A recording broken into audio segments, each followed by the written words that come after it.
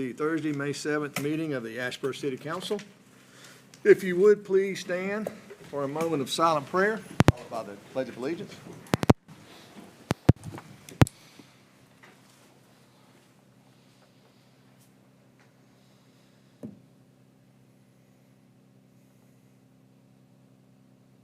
Thank you.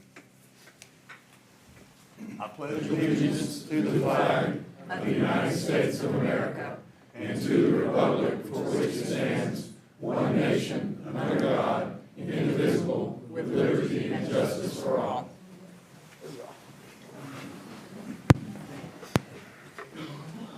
Okay, first up tonight, Chief Cockman will recognize both the Randleman Fire Department and Asheboro Fire and Rescue Department for working together under a new mutual aid agreement on an emergency call on April 15th, 2026. Good evening, Mayor, City Manager, council members. We just wanted to come tonight. I know we just signed the automatic aid agreement, I think, back in March, April, and how it's working how we planned on it to work, and very successfully. And I'll let Chief Causey here. I'll let him explain him. And, I apologize for the way I look today. I usually am in uniform, mayor, council, and manager. But my grandchildren live 2 hours away from here, and they spent the day in our great community and great city of Asheboro at the zoo. So we walked around the zoo in the rain all day today. So I do apologize. I'm not in uniform. I was off today. But on April 15th, we had an incident where a young man fell down 30 foot in a hole in the Werfel community. And this automatic aid agreement, sometimes the fire service, and Mr. Skeen can attest to this sometimes from way back, but the fire service is a little territorial. We're all on our own, and we have our areas, and I get on to a lot of guys. I do a lot of instruction out at the college, and when we have those classes, the fire guys all stay together, this department or this department, and I try to make them intermingle with each other because it is not a territorial thing. It is a community and a citizen thing. We're here for the citizens of Randleman in my area, and we're also here for the citizens in Asheboro where we can be of service and assist the Asheboro Fire Department. Not only on April 15th, but a few weeks later we had a commercial fire. And they came up, our ladder truck was out of service. Our Asheboro brought the tower, did some ventilation for us. But I want to thank you for signing that automatic aid agreement. It's been a long time coming. There's been some times in the past where Asheboro wouldn't go outside the city, but you know, those times are changed. Times change, people change. Most of the administrative guys, we all came into the fire service together. We've trained together, and now we're administering together. Well, so I do thank y'all for that automatic aid agreement and sending those guys and letting them come and assist us when we need it. And we're here for y'all. And we can actually beat them to the north side of town coming from downtown too. So, we do a lot of training together. We've done a lot of training recently together. If you look at our Facebook page, the City of Randleman Fire Department Facebook page, we were in the Deep River back in August doing some water, surface water and swift water training. We were in the creek a couple weeks, well, this past 2 weeks, doing some hazmat training together. And doing that, and it's just so important that people understand there is no boundary to that service that we provide to our community. So thank y'all. These are the guys that were on the April 15th call. oh, y'all, yeah, Come on in.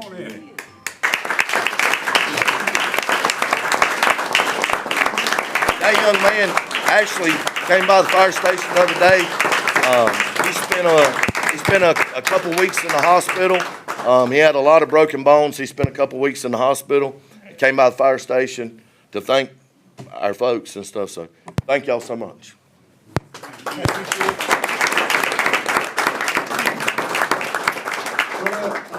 Captain Parks, unless one of y'all from Randleman want to speak. You want? We'll let him be the spokesman. This is the shift that was working also that night for us. We're missing two of them. Battalion chief that was on duty, he is a town commissioner for Star, so he had some commissioner work to do tonight, he said. And I think Your other firefighter, she's in Carolina Beach doing confined space training in the battleship all this week, so she's being put through the ringer down there, but you wanna speak, Captain Parks, on how y'all like working together? Yeah, I just want to say, I'm incredibly proud of the teamwork and professionalism. They come from a department, we come from a department that day. It's like we all were family. It's no accident that young man got out of that hole in a matter of minutes, and now he's walking around to tell about it. And you can thank all of them right there. It speaks volumes in that agreement, really. Yep. I mean, it was a success, and we were lucky to be a part of it, but it's a testament. That's So y'all know how trucks are. Our rescue truck's actually out of service that day. And we had stuffed as much rescue stuff as we could get into a Tahoe, and that's not a whole lot. But we had everything that we needed with the exception of one piece of equipment, and they had it. So, and it expedited, the skid expedited getting the young man out of the hole, so. That's great. Thank you so much. Yep, thank you. We're proud. Thank y'all.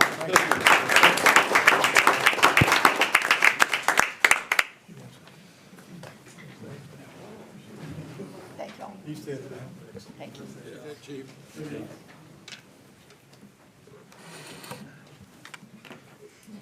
Eddie Quarter, come on down.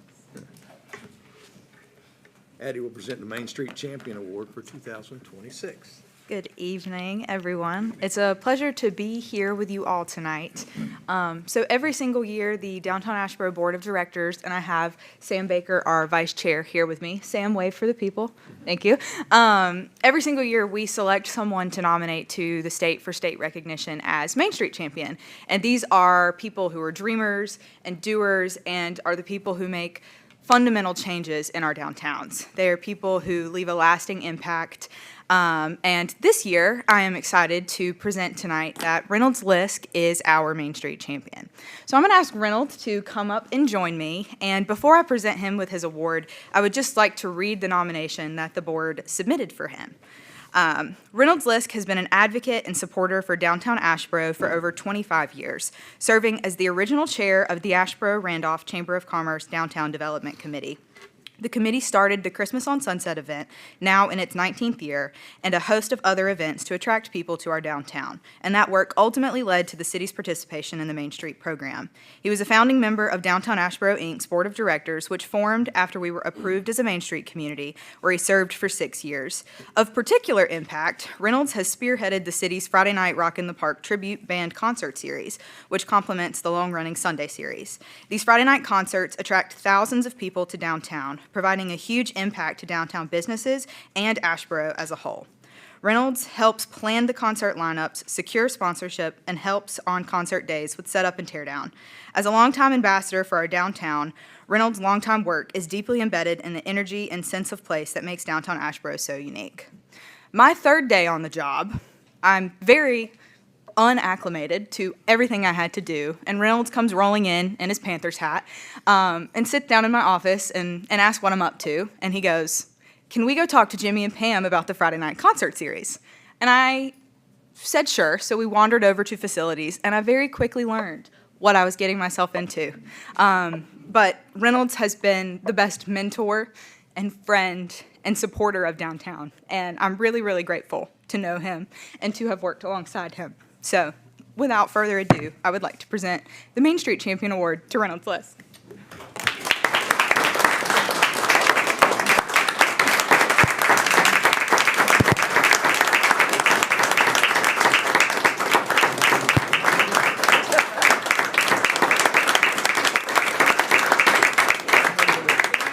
Okay.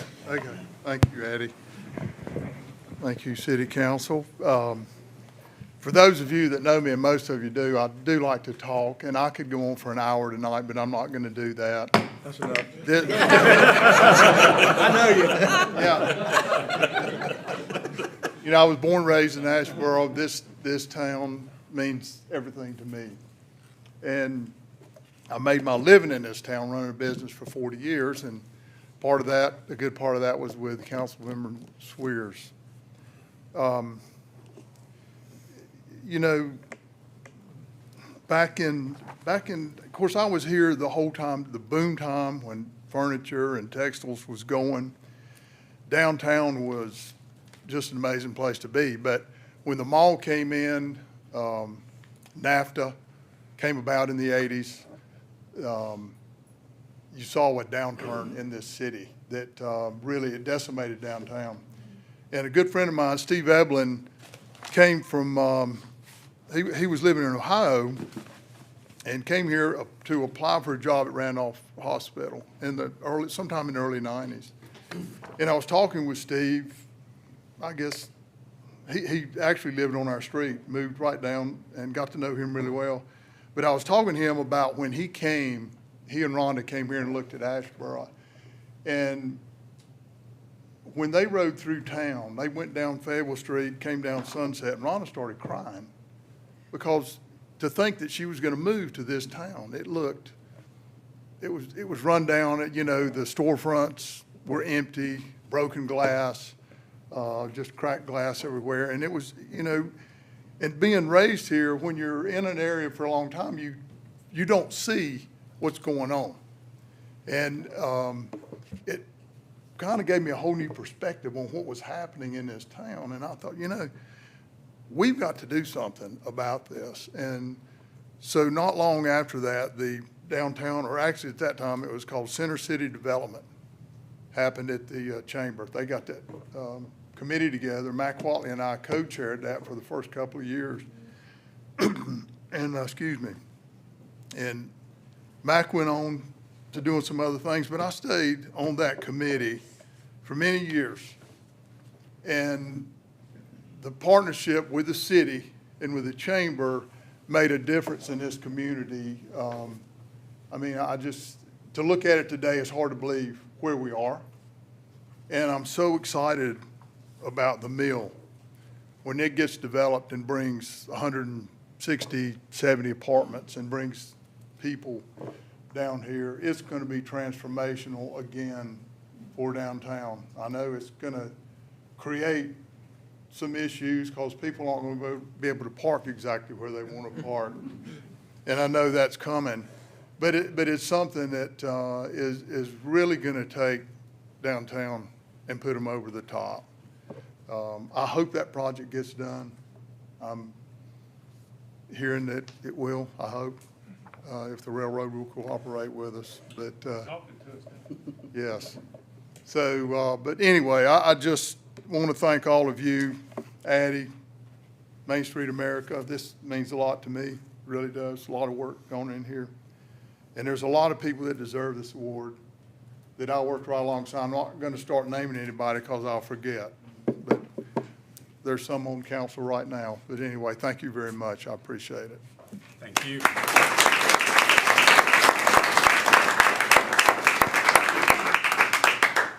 I would like to add that, of course, I have fun with Reynolds. I've known him my whole life, but Reynolds, you and Mary are stalwarts of this community. You're pillars of this community. You volunteer. You do a lot, and it's not unnoticed, and it's very greatly appreciated. Thank you.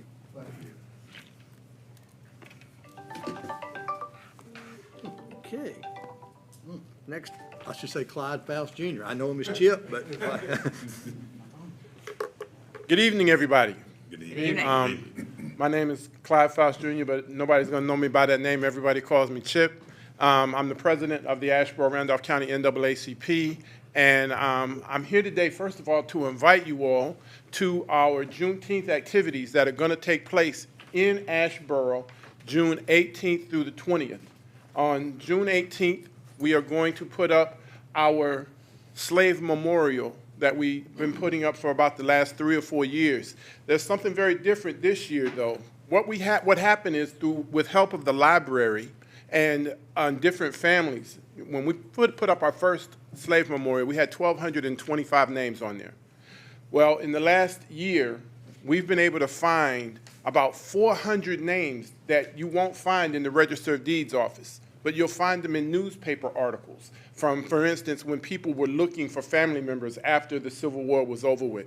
You'll also find them in police records and family Bibles. And so we've been able to add about 400 more names to our slave memorial.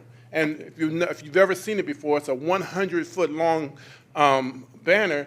It ain't easy to add 400 names to that. So what we did was we created a whole new memorial, and it'll be debuted this year at Juneteenth. And at 10 o'clock on that Thursday, the 18th, we're having an opening ceremony. And we're going to have the mayor's going to be there, right? The mayor's going to be there, and I'm inviting all of you to come and be a part of this ceremony that honors those people whose service actually helped to create the economy that we enjoy so much in Randolph County today. And then something really exciting is going to happen on the 19th. The memorial will be up the 18th, the 19th, and the 20th, right in front of our old historic courthouse. On the 19th, what we're going to be doing at that evening at 6 o'clock, we have individuals in our community that were part of the sit-in movements, people who marched in the 1960s to make it so that I could go to my favorite restaurant and have a burger right beside my friends, and to be able to enjoy America in a way that wasn't segregated. And those people are still walking amongst us. And so what we decided to do last year was we decided to create the NAACP Civil Rights Medal of Freedom. And we have a ceremony at 6 o'clock on the 19th. And those individuals who were arrested or who marched to make it so that I could have the freedoms that I have today, we honor them at that event. And so we're going to ask all of you guys to come. It's a very touching event. We listen to stories of what people went through when they were sitting in those situations. And it shows us how far we can come when we work together. You know, it touched my heart to hear about how Asheboro and Randleman saved that guy, because I was looking at that on Facebook and I was really worried. I was like, man, I just know the next message I'm going to see come across my feed is going to be something terrible. But to see that our community was able to come together and save that guy's life is amazing. And then on Saturday, on the 20th, we have a march, and we march from Greater St. John's Baptist Church, which is where, for those of you who don't know, during the 1960s, when people were marching, they would pray before they would march. They would train before they would march. They were trained on how to handle situations and de-escalate situations and stay nonviolent. All of that in Asheboro happened at Greater St. John's Baptist Church. And so we marched from Greater St. John's to the memorial that morning at 10 o'clock. And as we march, we call out the names of those slaves that we have on the memorial. It's a very touching event to anybody who's ever done it. And we're inviting you guys to come and be a part of that. Now, what are we going to do different this year that we need your help with? When we put this together, it was always focused on honoring those people who were here before us, honoring the slaves. But when we look around and you look at High Point and you look at Greensboro, even when you look at Lexington, their Juneteenth events are not just somber. They have a celebration. They call theirs a Juneteenth celebration. And so we want to do something this year that not only honors our past, but celebrates where we've come from then. And so we're going to ask that we can block off Worth Street after the march until about 5 o'clock. And we want to have street vendors, and we want to have dance teams and step teams and choirs out there and have a celebration, a fun day honoring those people who came and made this day possible for all of us. And we can't do that without you guys' help. And so we really hope that you see the vision and you'll help us make this vision come to life. Thank you guys very much for your time. Thank you.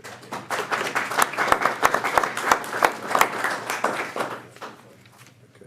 Anybody have any questions to Mr. Faust? Hey, Jane.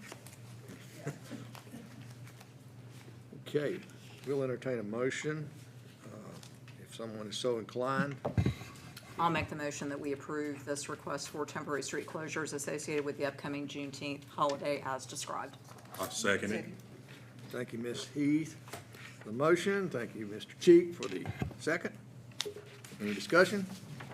All in favor say aye. Aye. Opposed? Motion carries. Next up, we have the public comment period. This is anyone's opportunity to come up and address the council. This is, you share your concerns. If it's a simple answer, you may get it tonight. If not, staff will take it under consideration and try to get back to you. I think you've been here before, sir. Yeah. I have. Yes, if you would state your name and, Topaz Bot, I live at 1080 Ann's Court. We've had a problem in the Pinecroft neighborhood for over a year now.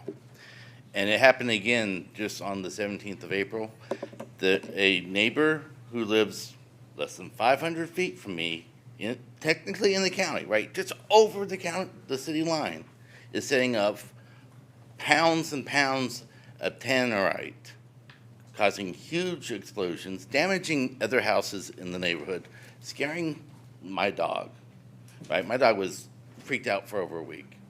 I'm also a foster parent. Can you imagine what would happen to a foster kid if they've had trauma and then just the house shakes? It's like something fell on it.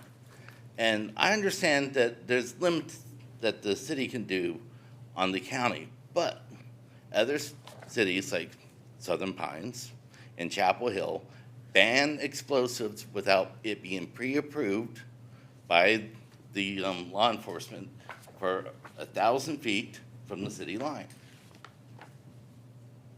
I'm asking for help, right? I mean, I'm sure no one would want a big explosion like that, because we're not talking about like a little 10 tonight, you shoot it so you know where you shot. We're talking the whole about, side of town heard that, didn't they? yeah, right, and I'm asking for help. And that's really all Okay. I'm here for. Okay. I'm sure we can look into that, because that's the last thing we want, issues like that. Thank you. Is there anyone else? Seeing none, we'll move on. I think this is when you want. We can. Okay. Yes, if you'll do the, Mr. Burks, you have. Yeah, but before we get much further, if we have no objection, I'd like to propose that we move item 12A to immediately follow item 9D, as these two matters involve the same piece of property.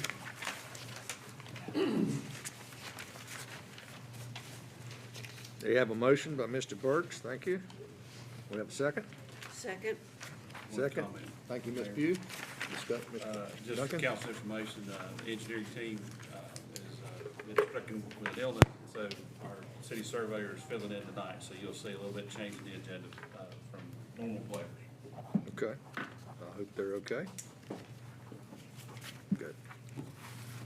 Okay, any further discussion? All in favor, say aye. Aye. Opposed? Motion carries. Okay, item number 7, old business, Justin Lott will present the initial testimony pertaining to legislative hearing. Yes, sir. I will open a public hearing, Yes, sir. and I will continue that public hearing until we go down to the other item, and then we'll come back. Am I correct? Yes. So I probably didn't need to call you, right? You're good.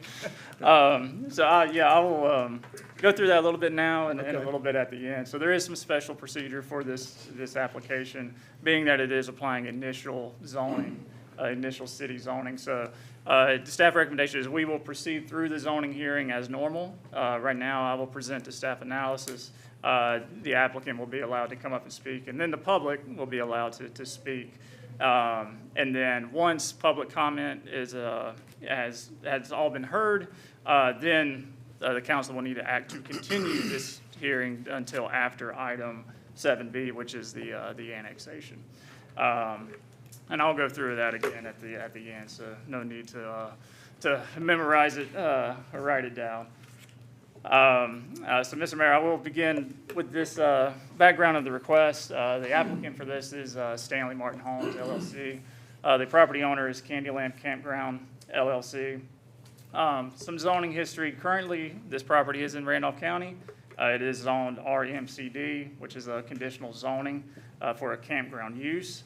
And the request is to apply initial city zoning of R10, conditional zoning, R10CZ. A little bit of history, the RMCD that is presently on the property was approved by the county in May of 2024, and it does authorize a campground with 261 RV camping sites and 15 cabin sites. We'll note that this hearing has been properly advertised with the required notice being sent or posted on the dates on your screen. A little site information for you. This property is 2 PIN numbers. They total 83 acres roughly in size and is located on Crestview Church Road. Again, this is in Randolph County, and it is currently, while there is a zoning approval for the campground, it is undeveloped. Infrastructure is in the area. City sewer does cross the property, and water is available at 220 Business South. Crestview Church Road is a minor thoroughfare that is state maintained.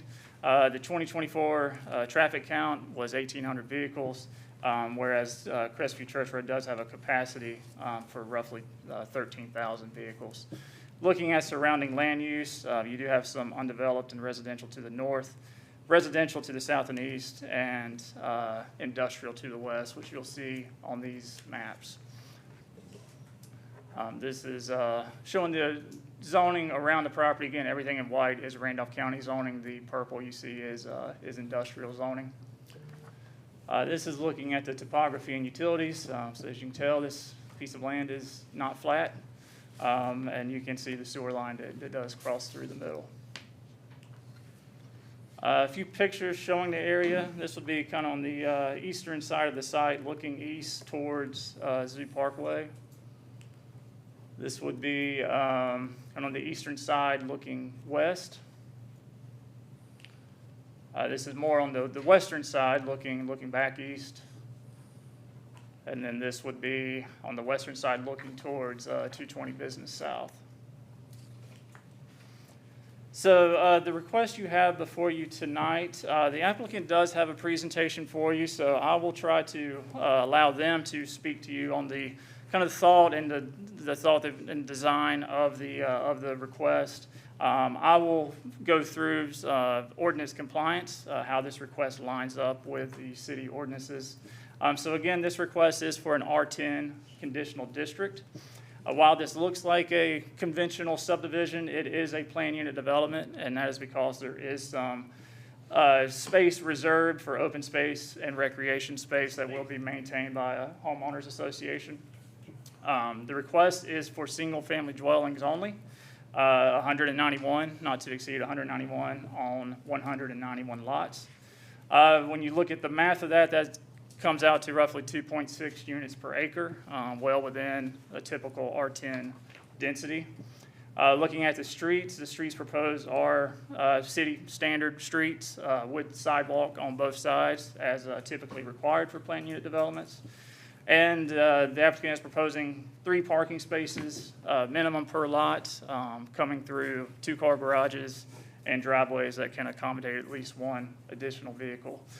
So when we do look at this site plan, it is substantially compliant with the city's zoning ordinance. I will point out 2 things that do differ from the typical ordinance requirements. There are 2 lots circled here that front on Crestview Church Road rather than the new subdivision streets. Those 2 lots are proposed to not have a sidewalk since they do not kind of connect into the interior of the neighborhood.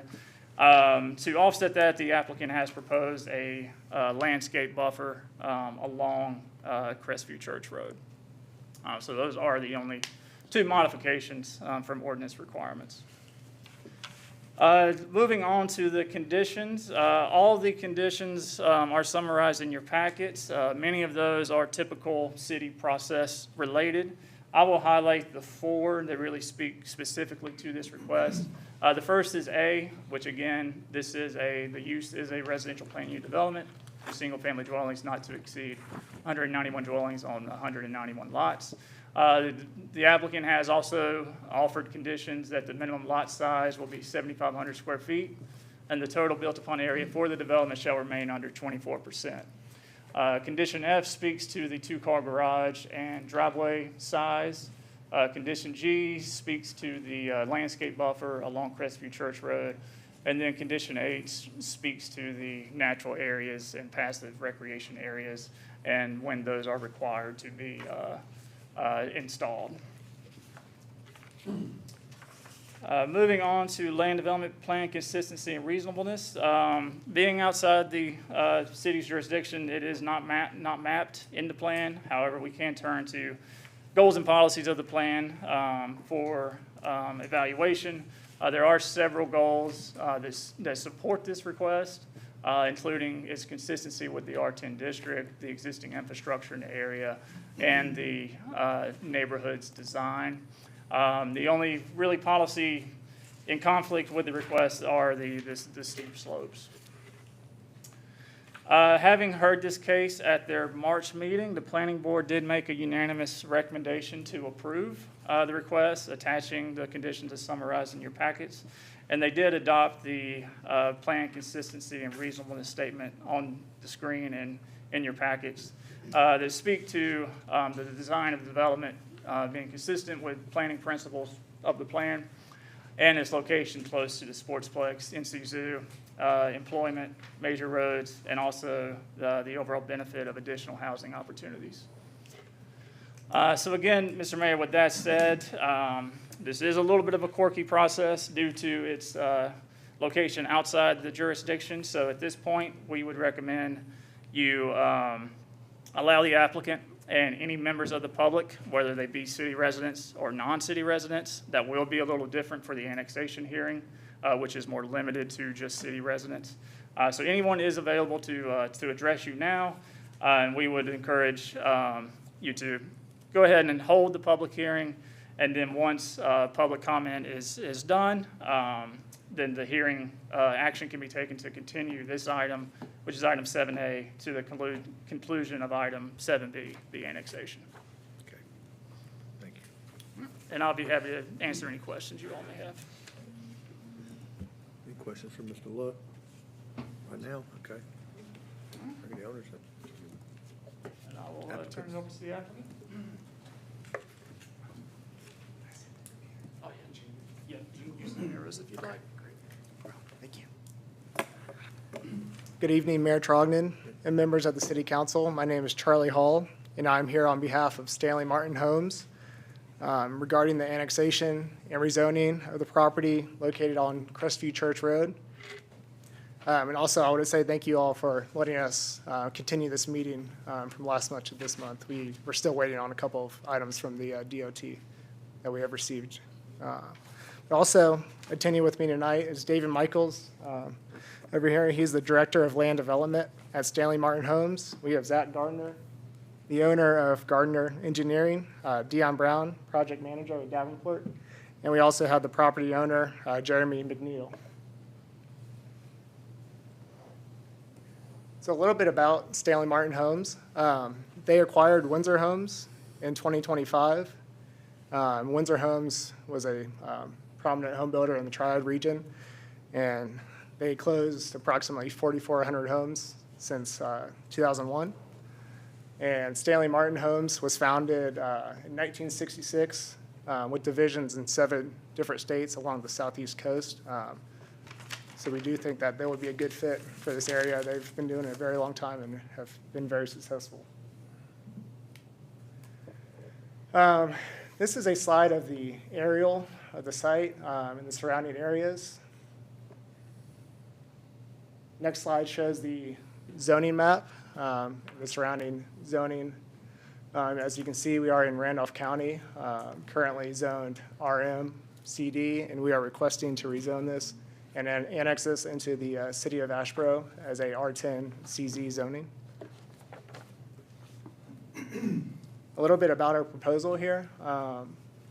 We are requesting a change from Randolph County Rural Residential Multifamily to R10 CZ City of Asheboro Medium Density Residential Conditional Use District. We are proposing approximately 191 single-family detached homes, which would equate to a density of 2.3 dwelling units per acre. There has been a TIA submitted with the NC DOT comments provided to city staff, and us as the developer shall comply with all the requirements of the TIA. Asheboro's growth strategy map, drafted in 2022, shows the site within the secondary growth area noting suitable developments within the SGA should be given moderate to high level encouragement and incentives for completion over the next 1 to 10 years. Also, Asheboro's future land use map draft of 2022 suggests neighborhood residential for this site. We do feel like this zoning request is compatible with Asheboro's growth strategy and future land use and will provide single-family homes in an expanding market due to the increase of local and nearby job markets. This is just the growth strategy map showing that we are located in the secondary growth area. And the next map is the future land use map showing this proposed site is in the neighborhood residential area. This is the site plan that Justin showed a little bit ago. As you can see, we're working with a pretty tough site here with streams cutting through most of it, as well as a lot of steep topography. We do have 2 entrances on Crestview Church Road, as well as a stub street to the north. And also sewer is already on site, and we will be bringing water down Oakhurst Drive from 220 to serve our site. We do plan on developing this project in 3 various phases, as you can see here. A little bit about our proposed development. We have submitted a preliminary site plan that has been reviewed by the City of Asheboro staff. All streets will be public and built to the City of Asheboro standards with sidewalks on both sides. Utilities will be public. We will have underground electrical and internet lines will be installed throughout. We will have a HOA that would be designated to maintain the mailboxes, monument signage, common areas, as well as landscape buffers. The streams have been identified and delineated, and we will comply with all stream buffer and environmental requirements. Also, our intent is to develop this as a low-density site, staying under the 24% built-upon area. In front of you now are the zoning conditions offered. We are proposing to build single-family homes. Maximum lot shall be 191 or less. The minimum lot size shall be 7,500 square feet. Total built-upon area for the development shall remain under 24%. Sidewalks shall be provided on both sides of the streets within the development. There will be a 10-foot landscape buffer installed along Crestview Church Road frontage, which will be maintained by the HOA. Natural areas and passive recreation areas have been provided in each phase of the development. A natural walking path and footbridge is proposed to be installed once phase 1 and 2 are constructed to promote walkability and connectivity throughout the site. There will also be a 30-foot undisturbed stream buffer on both sides of the stream. There will be a minimum of 3 parking spaces per dwelling, including 2 car garages and driveways. In front of you now are illustrations of some houses that Stanley Martin builds. We think the houses that we are proposing would be similar to the one shown in front of you here.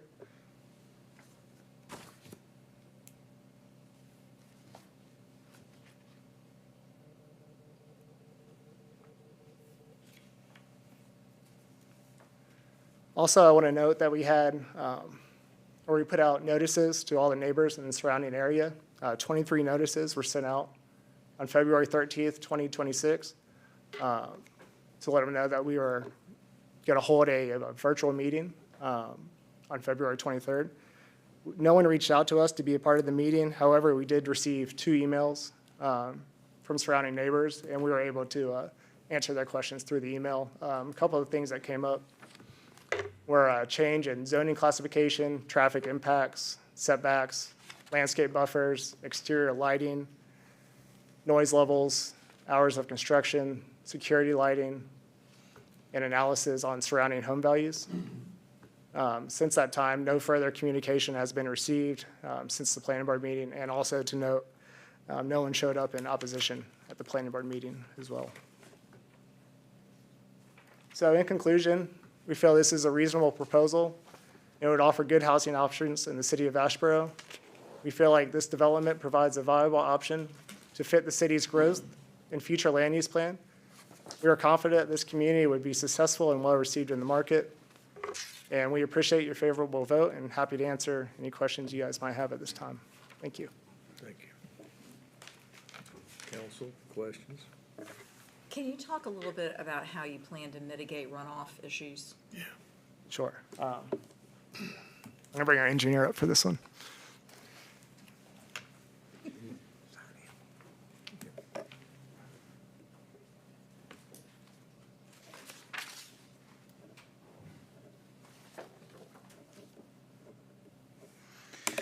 Good evening, I'm Zach Gardner.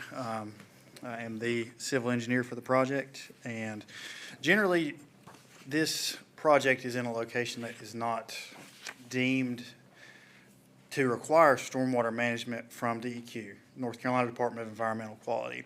If this were in a section of the state that was permitted by the North Carolina Department of Environmental Quality, standard that they have for low-density, low-impact development is that 24% built-upon area that's been previously mentioned. So that's pretty much the threshold that they put on projects where the state has deemed that no permanent stormwater measures such as like a pond would be required. There are a few different things that we have also incorporated as far as we're going to do our best to not concentrate flow and maintain the existing drainage patterns.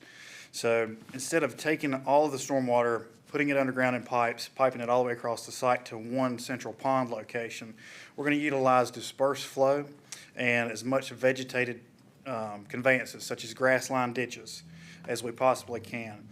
And all of these things put together, they highly increase the amount of stormwater that will be infiltrated versus runoff into the streams and leave the site. It'll promote as much infiltration as possible.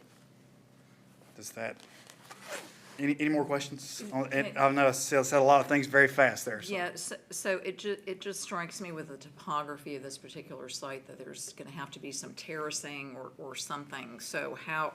Absolutely, absolutely. So generally, if the site plan is constructed as designed now, we've done quite a bit of preliminary due diligence on the grading plan.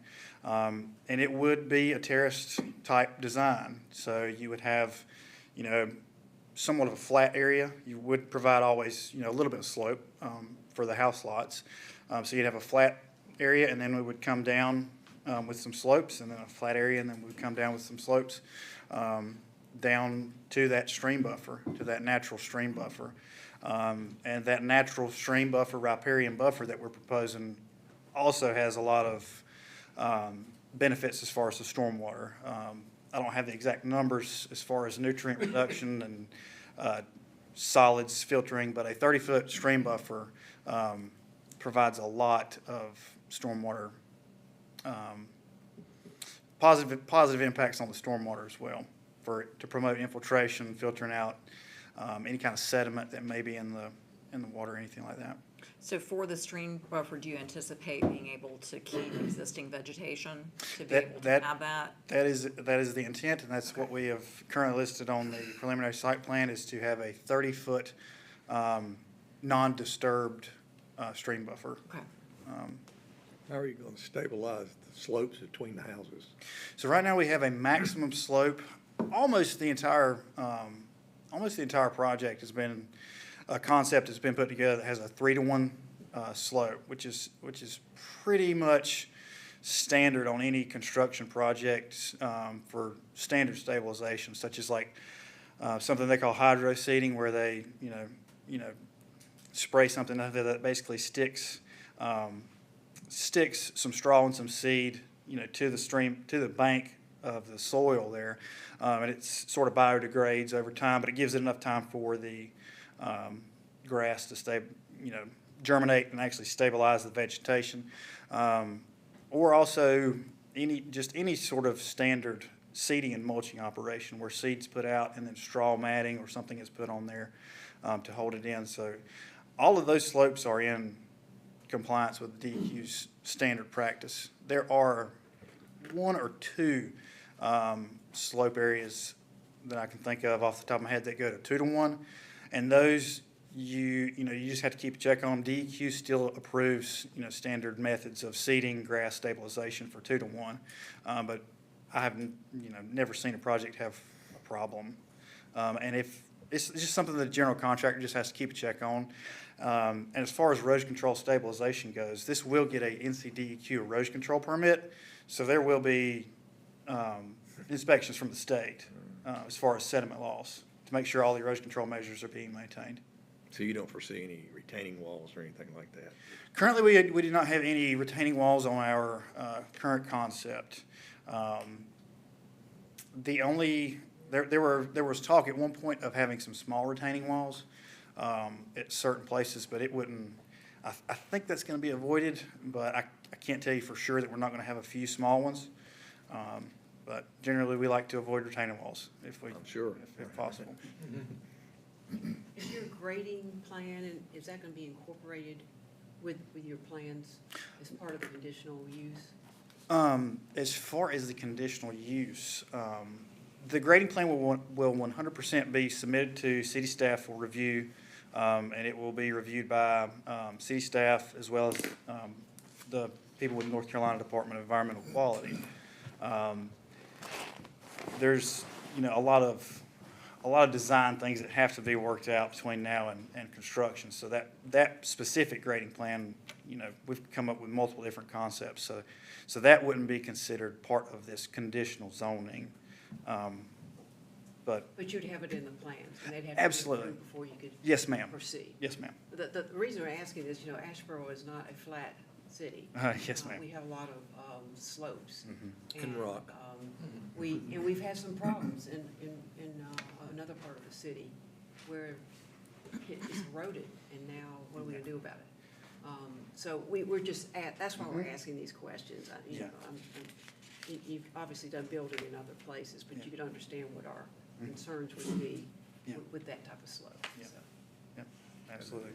That was a concern of mine when I was out there looking at it, and I was thinking, there's a development right behind my house, and the city manager's been out there and looked at it. There's such erosion in some places that these people will never be able to sell the piece of property that they bought. And I was concerned about erosion out there as well.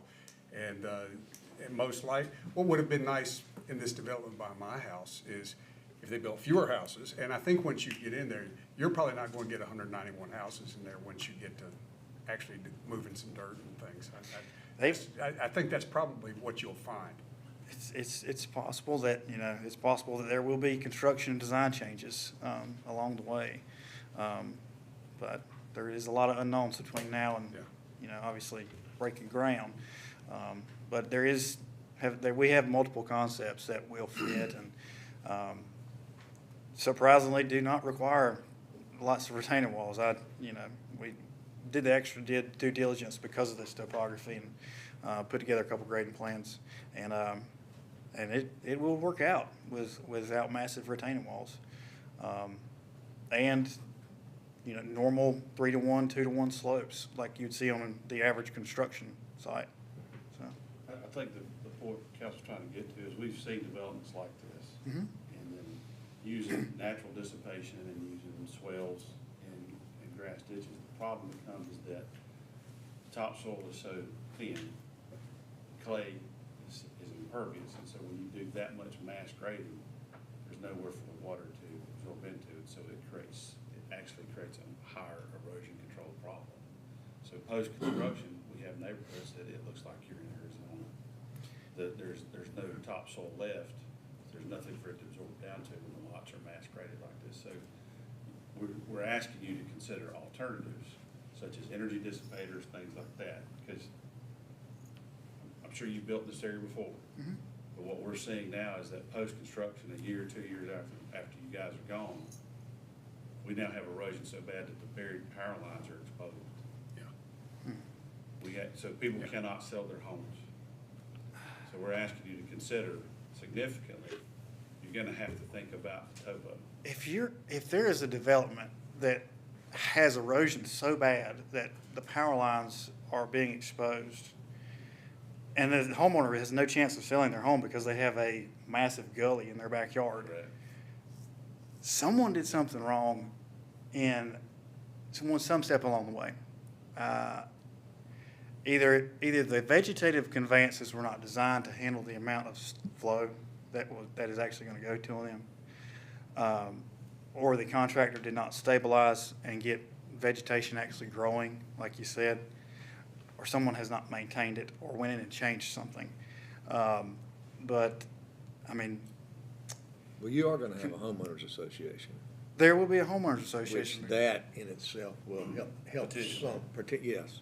I mean, if one neighbor's on another neighbor in the homeowner, it'll be an interesting meeting to go to, even if that happens. Because I know I've spoke with the Stanley Martin team, and their intention is to stockpile all of the topsoil and spread it out once, the grade's been established, in order to promote that vegetative establishment as soon as possible. But yeah, it is something that needs to be done correctly, like any other part of construction, and managed. Well, you have an advantage that you've got a natural system there. Yeah. And you're buffering it. Mhm. That's the best way to do it, is not to have to create one. Use nature's system there. And I, for one, I'm for infill development. We have a lot of, going to be a lot of demand. People are moving here, and I am in favor of developments like this where you're doing infill. And if you can get 191, that would be thrilling. But I do like the fact that you are trying to do the natural, but we do have concerns about if that doesn't work. Sure, yeah. I'm not trying to beat you up on water. Go ahead. But you do have the creek running on the overhead view. You can see the creek's running, and it runs down. It runs all the way down to Crestview. And it crosses under Crestview there, if I'm correct. Can we pull it up? It flows north, actually. It flows from Crestview north. Flows north. Yes. Let's get it on. Yeah, can you get the map up there, Justin? It flows north and east across the property, yes, sir. Yeah, I'm just looking at it there. That way. All right, so water runs north, that's not, Yes, sir. Okay. but we don't know, when you say a volume of water, with that much impervious area, we'll never know how much water is water until it falls and where it goes. And I'm in agreement with these folks that we've got to manage, because I know of a specific place right now that the runoff is really, I mean, they had to build retaining walls to keep it out of people's yards and homes, because it came off of a topography of an area like this. Matter of fact, it's not far from there. And when it rains hard, it is just all but covers the road there, and there's nothing the state does about it except put riprap in there and said, that's the clue, that's the answer. So that volume of water, I don't hear anything about a retention pond or anything like that. I've done a little bit more research on this today in preparation, because I knew that it was a concern for the council. We have done some preliminary evaluation on the contributing drainage area to the stream at the point where it leaves the site on the north. And these are just very rough numbers. So I don't have, this is not exact engineering calculations, but these are very, very close. There's roughly 500 to 600 acres that would drain to the point where the stormwater would leave this property. And if you had a zoomed out map, a lot, like Justin was saying previously, most of that area is zoned industrial. So the good, like a very large portion, yeah. So basically all that area in purple and all the residential neighborhood on Kimberly Drive, a lot of that area, it drains to the south and east to this property, and then goes north and east in that existing stream there. So there's a lot of existing developed property, and the total drainage area was between 500 and 600 acres. If we develop 24% of 80 acres, it is a very minimal impact to that existing stream. And I went a little further downstream, and the closest house to that stream was at a point that had a roughly 2,200 acre drainage area. So once you get out to that point, a 24% impervious development is not going to impact like, every time you cut a tree down, you're going to have an impact to stormwater. But there's a threshold and a sense of reasonable development that you have to take. It's well within the low density standards across North Carolina. Thank you. Any other questions? Okay. Thank you. Anyone here to speak for or against this?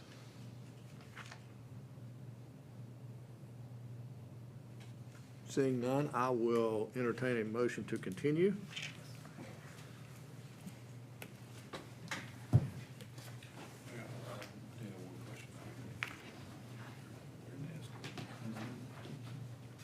Okay. Yeah. I needed a motion to continue this, didn't I? I need a motion to continue. Move to continue. Thank you, Mr. Burks. Second, thank you, Ms. Pugh. All in favor, say aye. Aye. Aye opposed. All right, we have continuance.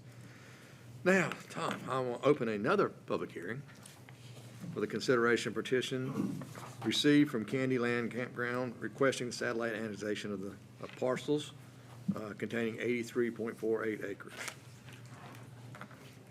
All right. Thank you, sir. This annexation was originally introduced at the March 5th, 2026 City Council meeting. Resolution has been properly advertised, continued in the April meeting to today, and now is the time for the public hearing for this annexation. Thank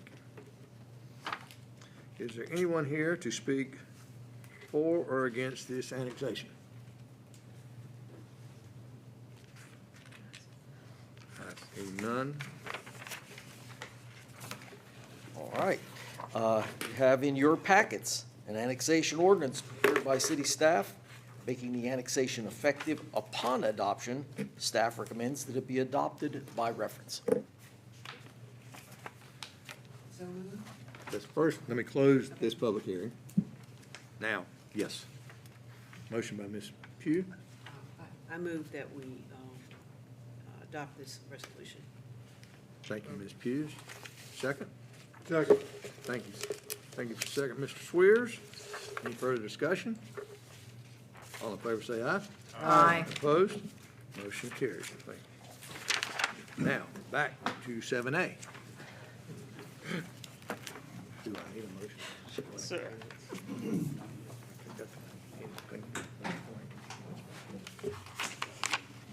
Okay, I got you. That's what I thought. I didn't You Okay. can state your back and Okay, yeah, I just did. We're back in the public hearing. Back to Okay. Mr. Love. Sounds good. Did we close the public hearing for this? Okay. We'll close, yeah, the last one, yeah. for the annexation. Just for the annexation. Rezoning is still up. Yeah. Okay. Okay. And I was gonna make sure there were no questions that had arisen since the other discussion. Okay, now I'll close the public hearing. So tonight, your actions are to approve or deny the rezoning request, attaching conditions as they are summarized in your package or with some modification, and to adopt a consistency reasonableness statement. I will point out to you all something new in your packets and on the screen here. This is a guide to assist in crafting motions. You are not locked into any of these. These are just simply examples. Motion one is if the council feels they concur with the planning board's recommendation and their consistency and reasonableness statements, you may simply read motion one. Motion two is an example of if you concur with the planning board but want to modify the conditions in some manner. That is an example of how to craft that motion. Motion three would be if you disagree with the planning board and would like to deny the request. That is an example motion, and you would need to craft your own consistency and reasonableness statement to do so. Also, not on the screen, but in your packets, there is some background information into consistency statements, what state law provides to consider as part of consistency, and also what state law provides for consideration of reasonableness. So I'd be happy to answer any questions about those that you may have. Can I ask one question of the developer? Sure. Just want to know, are you amenable to the conditions that have been presented? Okay, thank you.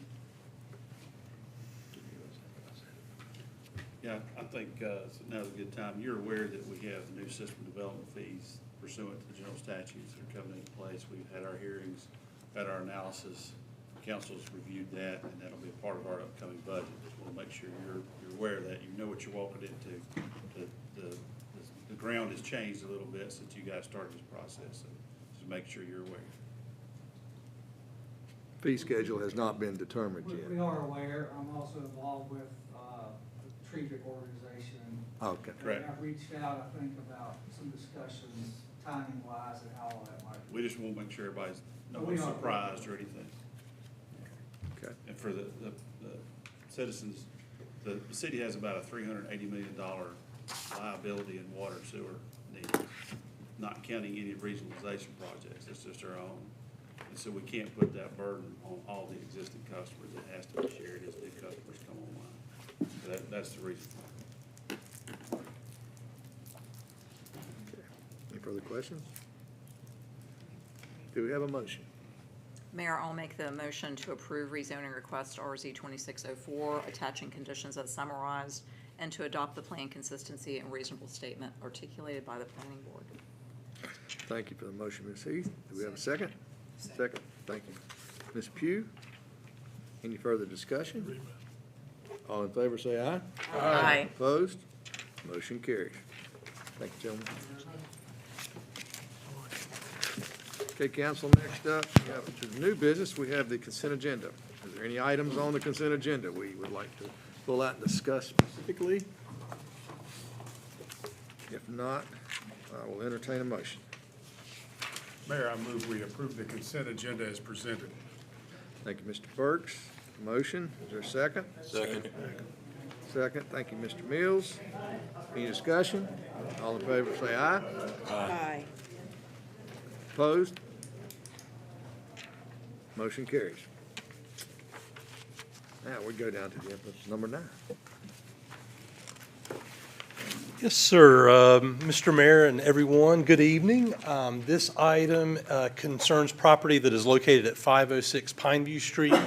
There are 3 parcel identification numbers that are part of the request, and the request is to rezone from R10 medium-density residential to a conditional zoning medium-density R10 district. The applicant in this case is BLL Holdings LLC. I will mention that all required notifications have been sent by the property owner as well as city staff, and this has been properly advertised with a sign posted on the property. The property is approximately half of an acre, just a little bit over. It is within the corporate limits. The property is currently vacant. There was previously a single-family dwelling that existed on the property. And in terms of road classifications, Pineview Street is considered a state-maintained minor thoroughfare with an average daily traffic volume of approximately 700 vehicles. The capacity as of 2012 was 10,200. But the project is, or the property is part of the road widening plan of NCDOT to a 3-lane facility. And that goes from about 2/10 of a mile to the west of the property across the railroad, Fayetteville Street.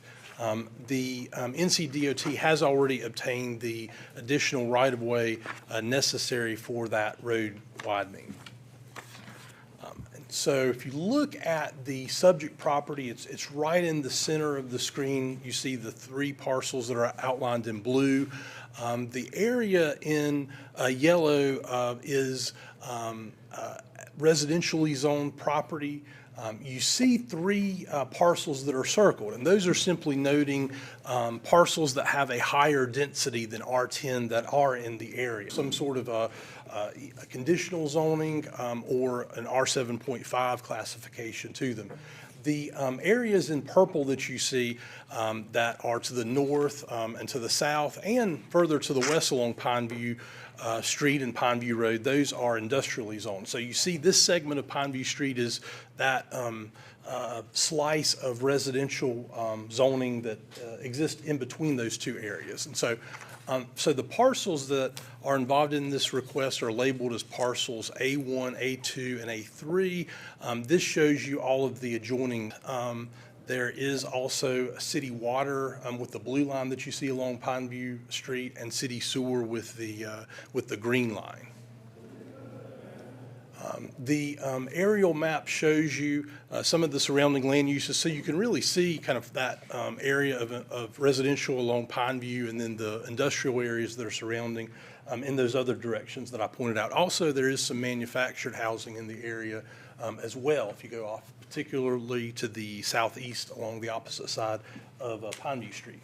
So this shows you just a little bit more of a two-dimensional view of the property and of those land uses. This is taking a look at the property from Pineview Street. Just looking directly into it, you can see an industrial property that's directly adjacent to the subject property. This is if you're looking on the eastern side of the property from Pineview Street. You can see the property is abutting the Norfolk Southern Railroad. We'll mention they were also notified of the request. This is looking to the east on Pineview Street, so you see two-family dwellings and manufactured housing and some single-family uses in this area as well. Primarily two-family duplex dwellings, though. This is looking to the west on Pineview Street, so you see industrial activities if you go out in that direction. Also the railroad track, and to the west is where we have the watershed area. So this property is not impacted by the watershed area or regulations. And so just to kind of point out the highlights on the site plan, what you have is a recombination of this property into two parcels, and the parcels are just over 11,000 square feet. So that is where we have the conditional zoning request. Typically, those would be 15,000 square feet in an R10 district, so slightly higher density there. Also, we have the lot width of each of these is about 64 feet versus 75 feet for a typical R10 district. There are some additional features that the developer is proposing that exceed what are typically our ordinance requirements for R10. They are adding, instead of 2 spaces per dwelling, they are adding an additional space to have 3. They are adding some landscaping, which is typically not required for two-family dwellings, with foundation shrubs in front of the each of the structures. A buffer on the eastern side of the property with 6-foot tall trees that are 25 feet on center. On that side, you have residential property that's undeveloped between this property and Sylvan Drive. And you also have 3 trees in the front yard of these two-family dwellings. So this was provided by the applicant to show a view of what the two-family dwellings would ultimately look like. And so I've already covered the modifications to the ordinance. So if we look at the land development plan for guidance here, the proposed land use map designates the property for neighborhood residential use. It is within the primary growth area and in the northeastern area of our jurisdiction. And we have a total of 8 goals and policies that are supportive of the request. Only one that's negative toward the request is just noting that there is an industrial use that is directly beside the subject property rather than having a transition between the two. So on the conditions, you have the complete list there in your packet, but just to summarize what these are, the permitted use would be for up to two family dwellings There also is a condition that would allow a single-family dwelling if the applicant ultimately opted to have that instead, but we do anticipate that there would be two duplex dwellings on the property. We also outlined the standard permitting requirements from NCDOT. Of course, zoning permits are required, and there would be a requirement to record this plat as a recombination. The conditions also address the landscaping that's shown on the plan, just to reiterate that be provided, and the standard requirement to record the memorandum of land use restrictions. So here they are. I'll be glad to discuss these in more detail if needed. But ultimately, staff's consistency statement on this request is that we do believe that it is consistent with the land development plan due to being designated as neighborhood residential. That designation emphasizes having neighborhoods of similar density. You saw there were some parcels with slightly higher density than R10, so we believe that fits the area. We also have the property being close to industrial uses, having abutting industrial zoning, close to the interstate, and so that makes the property in close proximity to employment centers, to transportation corridors. We believe the request is reasonable, given the additional landscaping to provide additional protection to the adjoining residential use as well. So I'll be glad to pause and take any questions at this time.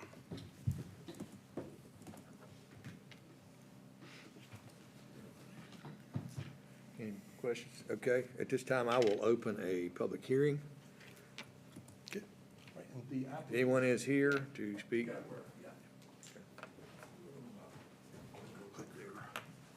Let's see. John's right. Oh, okay.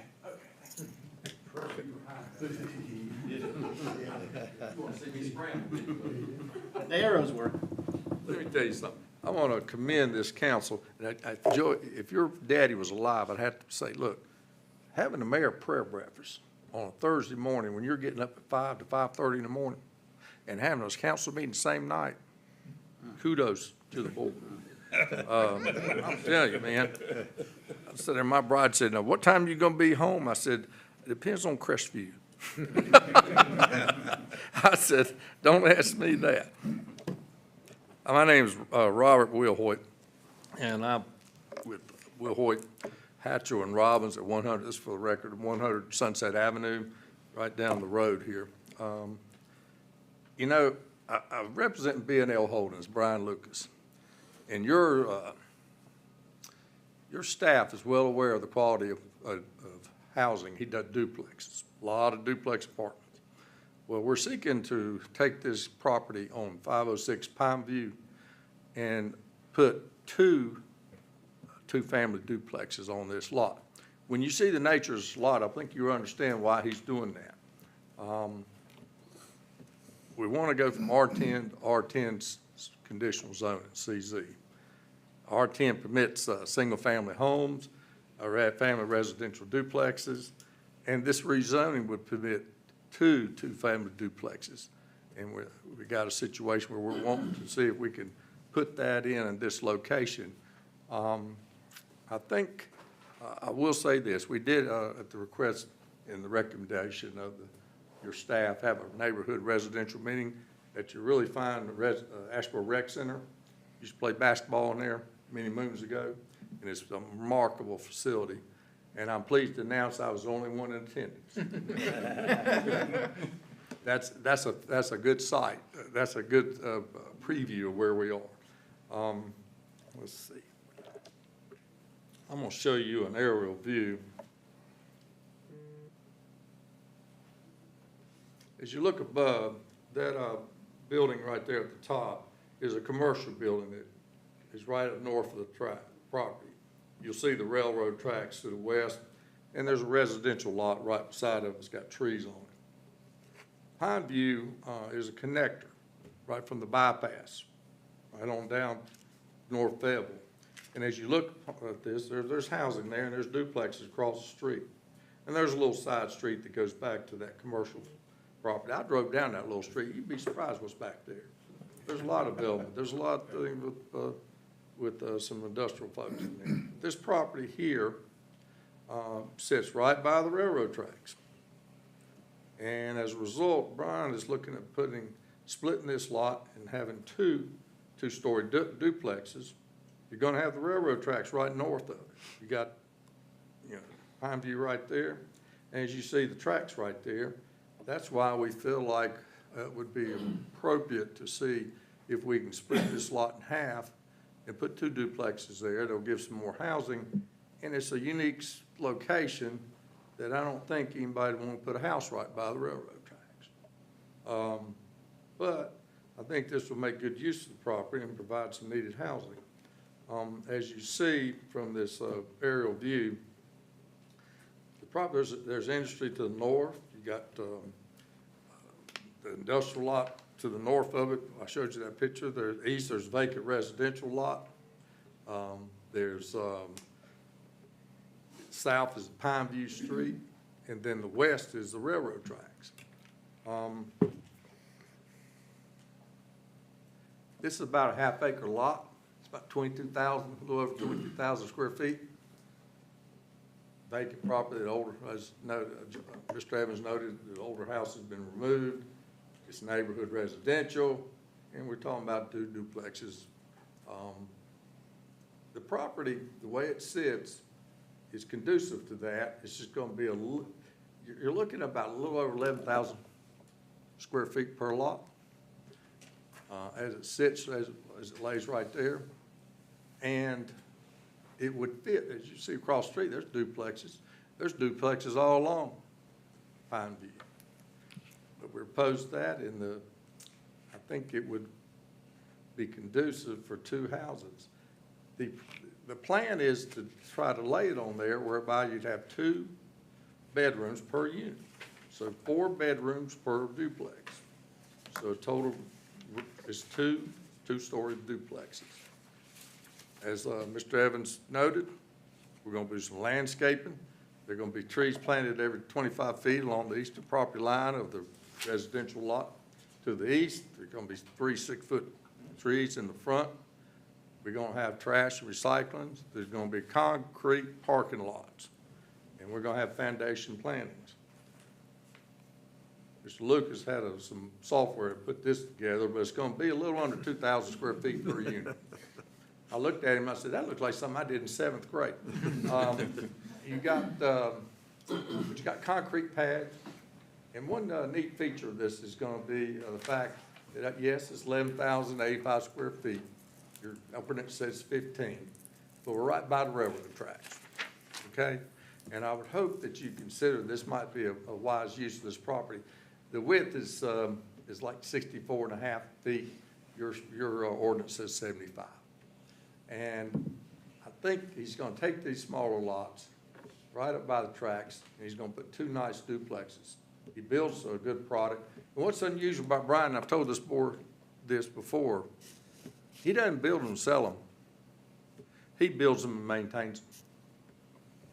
He builds them. He vets who goes in there too. And he has long-term renters. Long-term. In fact, if you take a look at this little map here where the property is located, he owns about 8 duplexes all the way down, all the way. And there's a lot of duplex land that has, John noted, has higher density than this one. So we're going to put 3 parking spots, not 2. DOT looked at this. Oh, yeah, they like to have driveway a little farther, but it's acceptable to them. They said this works on that lot. It is the primary growth area, as noted in your packet.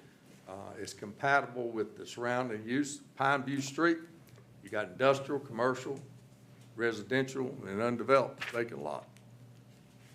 The city's existing infrastructure is sufficient to support two-family duplex dwellings. And as noted by your staff, we don't have a slope problem on our lot. It's level. And it's near employment centers. Got the new Ross unbelievable warehouse, but all the Technomark, all the industry around there. If somebody needs to go to Greensboro, they need to go bypass going to High Point or wherever they work, to the hospital, wherever. Provide some nice housing for them. We feel like it is consistent and reasonable. We agree with the staff's assessment. It's consistent with the land development plan. It checks many boxes. You know, the surrounding land uses, the objectives of the growth strategy map. There is housing on vacant property. It's not a watershed nor a flood zone. So proposed conditions can't exceed two-family dwellings as shown on that site. And buffer or screen, we talked about that. We're gonna have plantings, foundations, and some buffers on that vacant lot and some screening up with the commercial. We're gonna, there's gonna be written agreement, memorandum that's recorded. That means all these conditions are gonna run with the land no matter who owns the lot. And so we think this footprint is doable. We think it's a good use of the property. And we'd argue, say, you know, yes, it's a little less square footage, but we think this would be conducive to some needed housing here in Asheboro. We request your approval. Thank you. Hey, Bob, they're doing some widening up, excuse me, Mr. Will, they're doing some widening up there on that road. Right. Is that all to the south, or has it been determined? Well, I think they're gonna make one lane, gonna make it, was it three lane? Three-lane. Add a lane. Turn lane? I think that's all been factored in on that. Okay. Yeah, I think he's already looked at that, and, they understand it's gonna work. And DOT looked at that too. Okay. Anybody, questions? Is Mr. Lucas amenable to the conditions that have been presented? Yes, yes.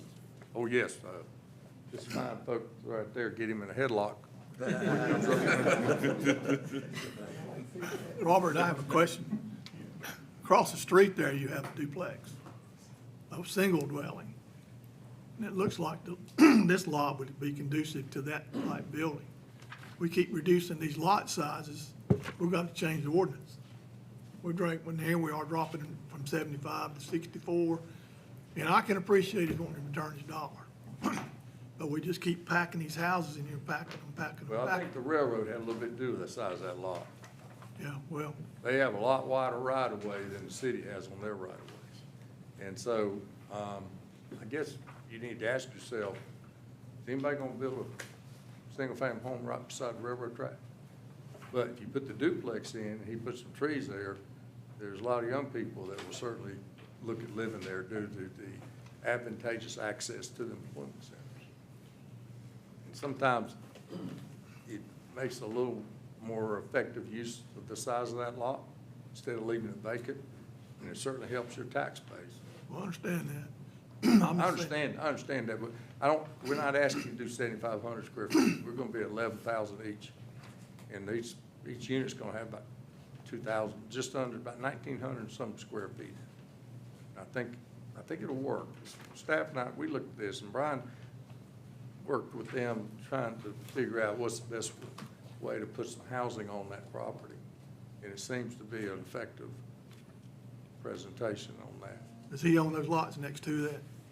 No, that doesn't mean he won't buy it. Especially not yet. Is it possible to back up to the slide that shows that there's those lots, just to answer, see if we can answer the question?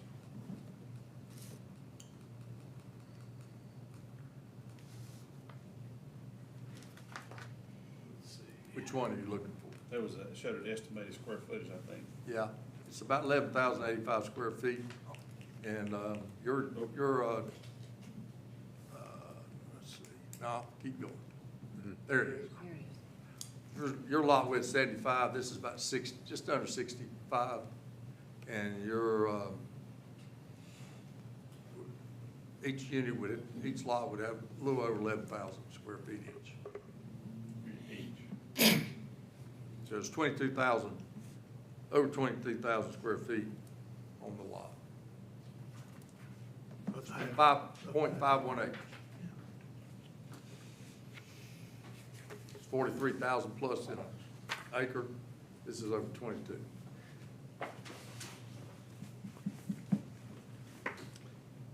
But I understand your concern, Ms. Skeen, but I think the railroad track's a real factor here.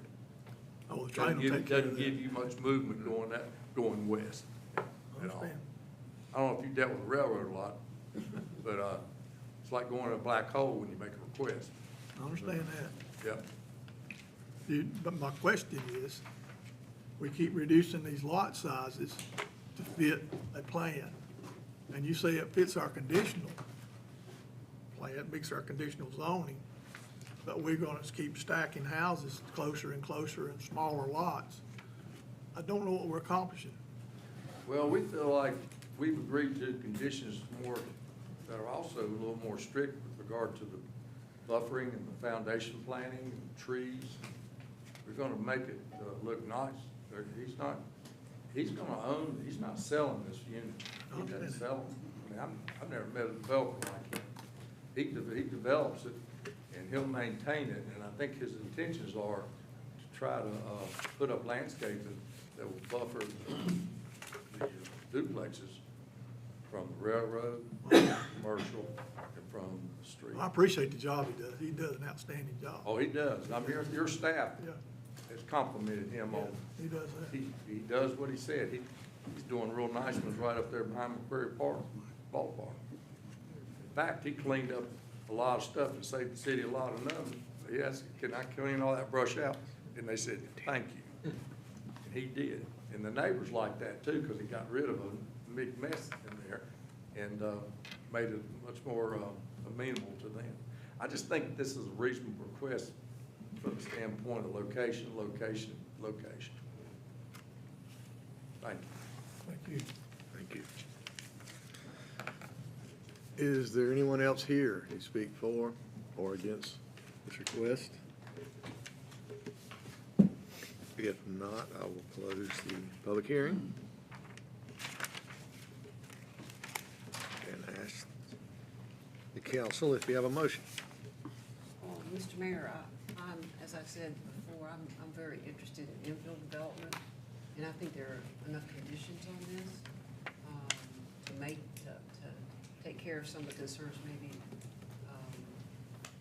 Councilman Skeen has. So I'd like to make the motion to approve rezoning requests RZ 2605, attaching the conditions as summarized, and to adopt the plan consistency and reasonableness statement that is articulated by the plan report. Okay. Second it. Thank you. We have a motion by Ms. Pugh, a second by Mr. Cheek. Thank you. Do we have any further discussion? I'd just like to say that Pine View's a road that, in my married life for over 30 years, is a road that I've frequently access that part of town getting out to the interstate. And if you look at Pine View over those last 30-some years, how much that has changed.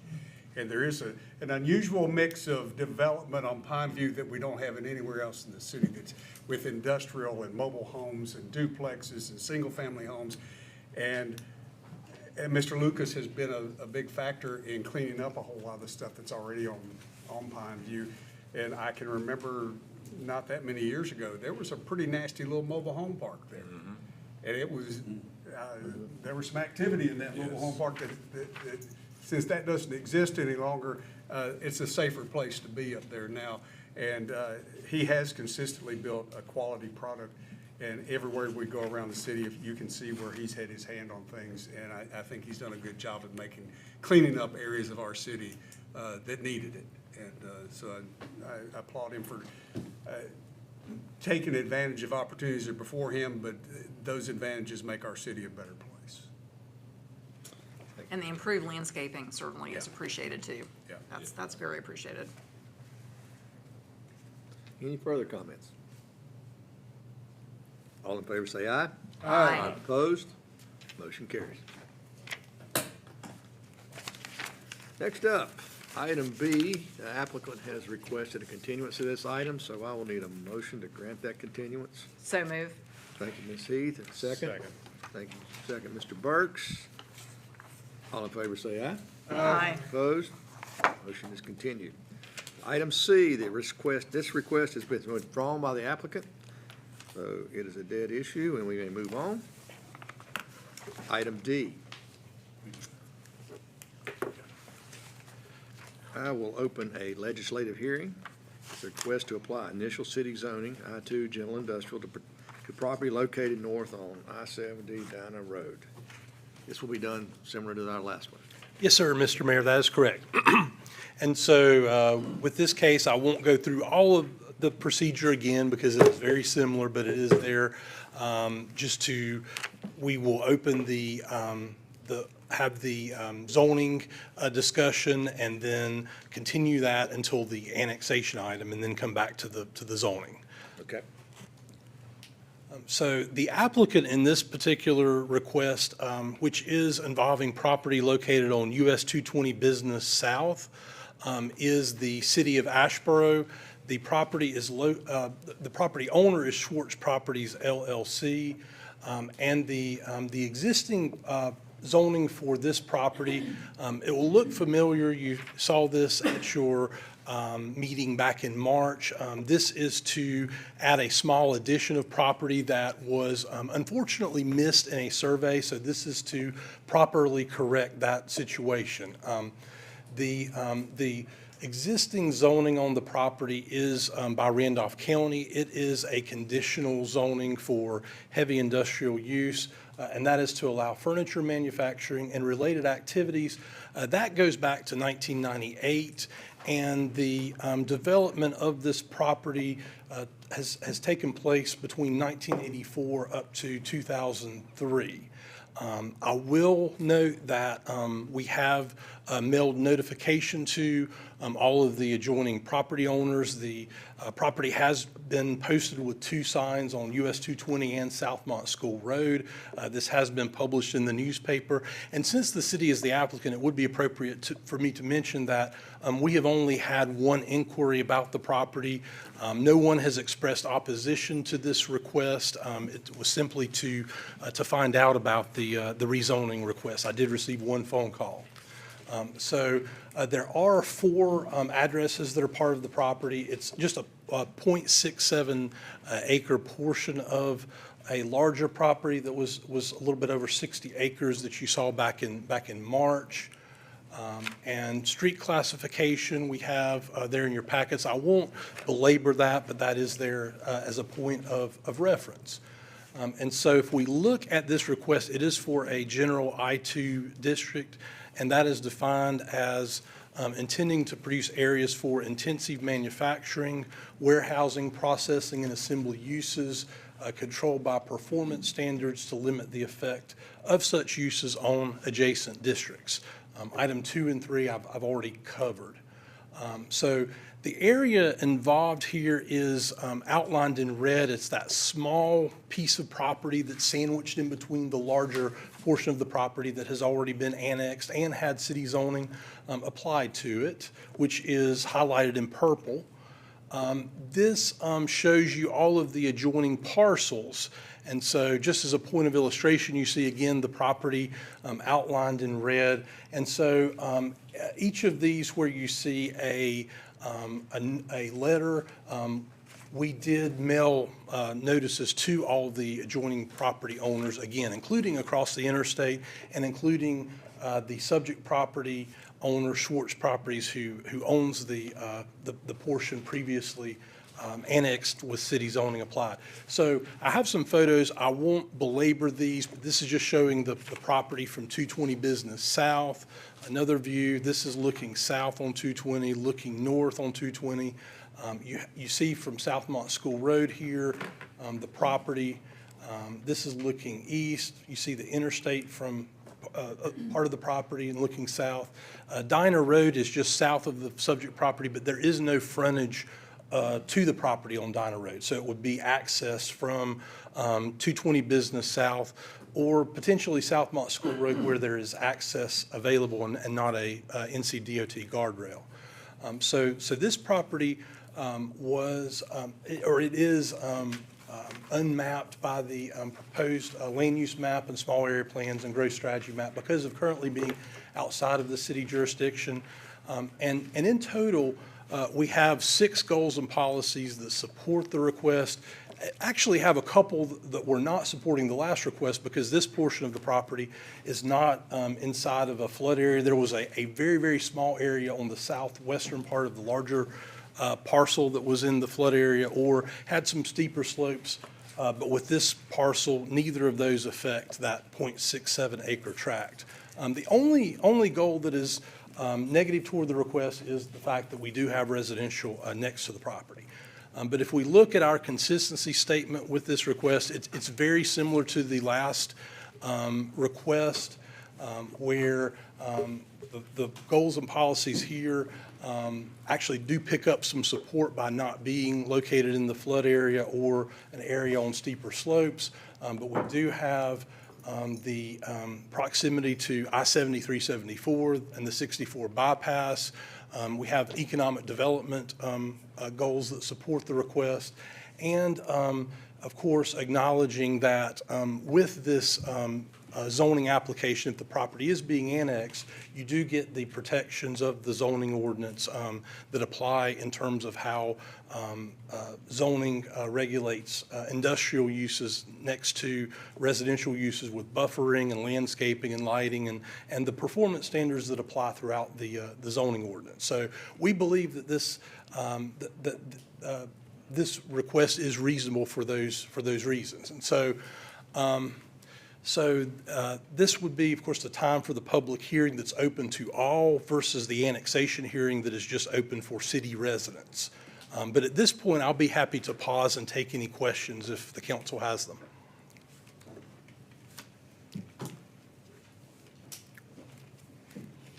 Okay. Thank you. Yes, sir. As John said, this is the time for public comment, either way, or county, city or county comment. Yes, sir. If anybody has any for or against comments, Correct. please step forward. Not seeing any, proceed. That's it, I need to go now, is right? Yes, sir. All right. I need a motion to continue. So move. It's got county. Thank you, Ms. Heath. Second, thank you, Ms. Pugh. All in favor, say aye. Aye. That is continued. Now, go ahead, Tom. I will go ahead and open a public hearing for this as well. Go ahead. Now you're up. This item was originally proposed at the April 9th, 2026 City Council meeting. The resolution has been properly advertised, and now is the time for the public hearing. Thank you. Yes, this is a public hearing. If anybody has any comments to make for or against, please step forward. Seeing none, carry on. You have in your packets an annexation ordinance prepared by the city staff, making the annexation effective upon adoption. Staff recommends it be adopted by reference.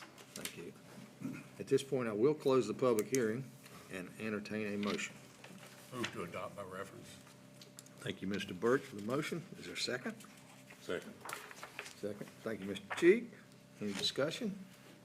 All in favor, say aye. Aye. Opposed? Motion carries. Thank you, sir. Now, if I can read my hand scratch up here from back and forth, we are on to item 10. Mr. Mayor, we need to act on the zoning. Reopen. Oh, I'm so sorry. Yes, I need to go back. I was getting all excited here. We're moving on. Okay. Yes, I will continue. Item D, 9D, please. Mayor, 9D. resume the hearing for the Yes. zoning. Sorry, my apologies. And so I do just want to point out for the record that staff recommends approval of the request. This also went before planning board, who recommends approval as well. We had no opposition at the planning board meeting. Okay. Seeing that, or I will entertain a motion. Mayor, I'll move to approve rezoning request RZ 2608 and to adopt the plan consistency and reasonable statements articulated by the planning board. Thank you, Ms. Heath. We have a motion. Is there a second? I'll second. Second. Thank you, Mr. Skeen. Any further discussion? All in favor say aye. Aye. Opposed? Motion carries. Now, the already pre-stated item number 10. Ms. Reeves. Thank you. Mayor, members of the City Council. In your packets are two budget ordinance requesting amendment to our annually adopted operating funds. The ordinance are requesting additional funding for the City of Asheboro self-funded health insurance program. The full amount allocated in the adopted budget has been spent on claims and other costs associated with the administration of the city health plan. Based on claims and year-to-date costs and projections, I'm asking for funding to cover the expenses for the rest of the operating year 2025-26. While the reason for the two budget amendments is the same, they do need to be considered separately.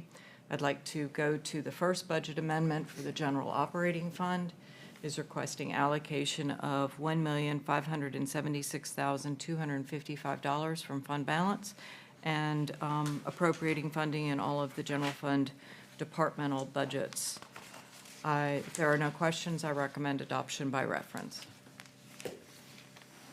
Questions? Okay, we'll entertain a motion. So moved. Thank you, Ms. Pugh. Motion, is there a second? Second. Second, thank you, Mr. Burks. Any further discussion? All in favor say aye. Aye. Opposed? Motion carried. The second budget amendment is for the Water and Sewer Operating Fund, requesting an additional allocation of $480,375 from fund balance. If there are no questions, I recommend adoption by reference. Council, do we have a motion? Mayor, I'll move that we approve this ordinance to amend the water fund for additional insurance allocation by reference. Thank you, Ms. Heath. Second? Second. Thank you, Mr. Swears. Any further discussion?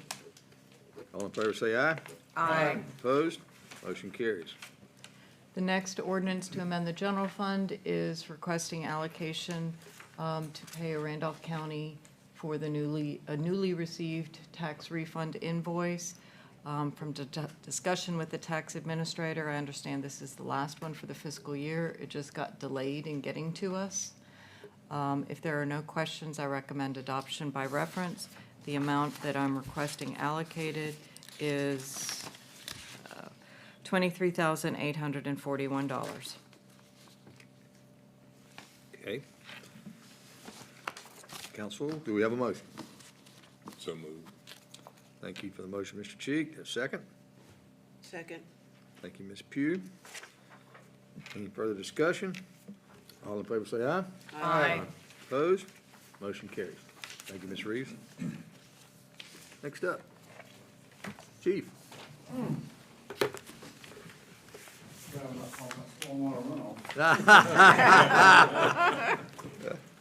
You can probably stop it. You've done your presentation. I was just there. Yeah, I'm glad I'm not talking about that. I'd be nervous. I'd be nervous. See if I can just set this down here for the floor. Tonight I'm here to present the 2025 annual report for us. Before I begin, I have to give credit where credit is due. The positive results in this report were obtained by the hardworking employees that make up the Asheboro Police Department. And the booklet that you actually have, that was put together by Karen at the office. That was above and beyond the normal things that she does every day. So those are the ones that actually deserve all the actual credit, all the credit for the stuff I'm getting ready to go over. I currently have 8 slides to cover. Should you have any questions, just feel free to stop me. Sometimes when I get to talking pretty quick. So if you have any questions at all, just please stop. Talk. The Asheboro Police Department completed 15,998.5 hours of training in 2025. That's an average of 179 hours per employee or per officer. 43% of the total hours were mandatory in-service training hours. Those hours are required by the state. The state actually changes the type of training that we have each year.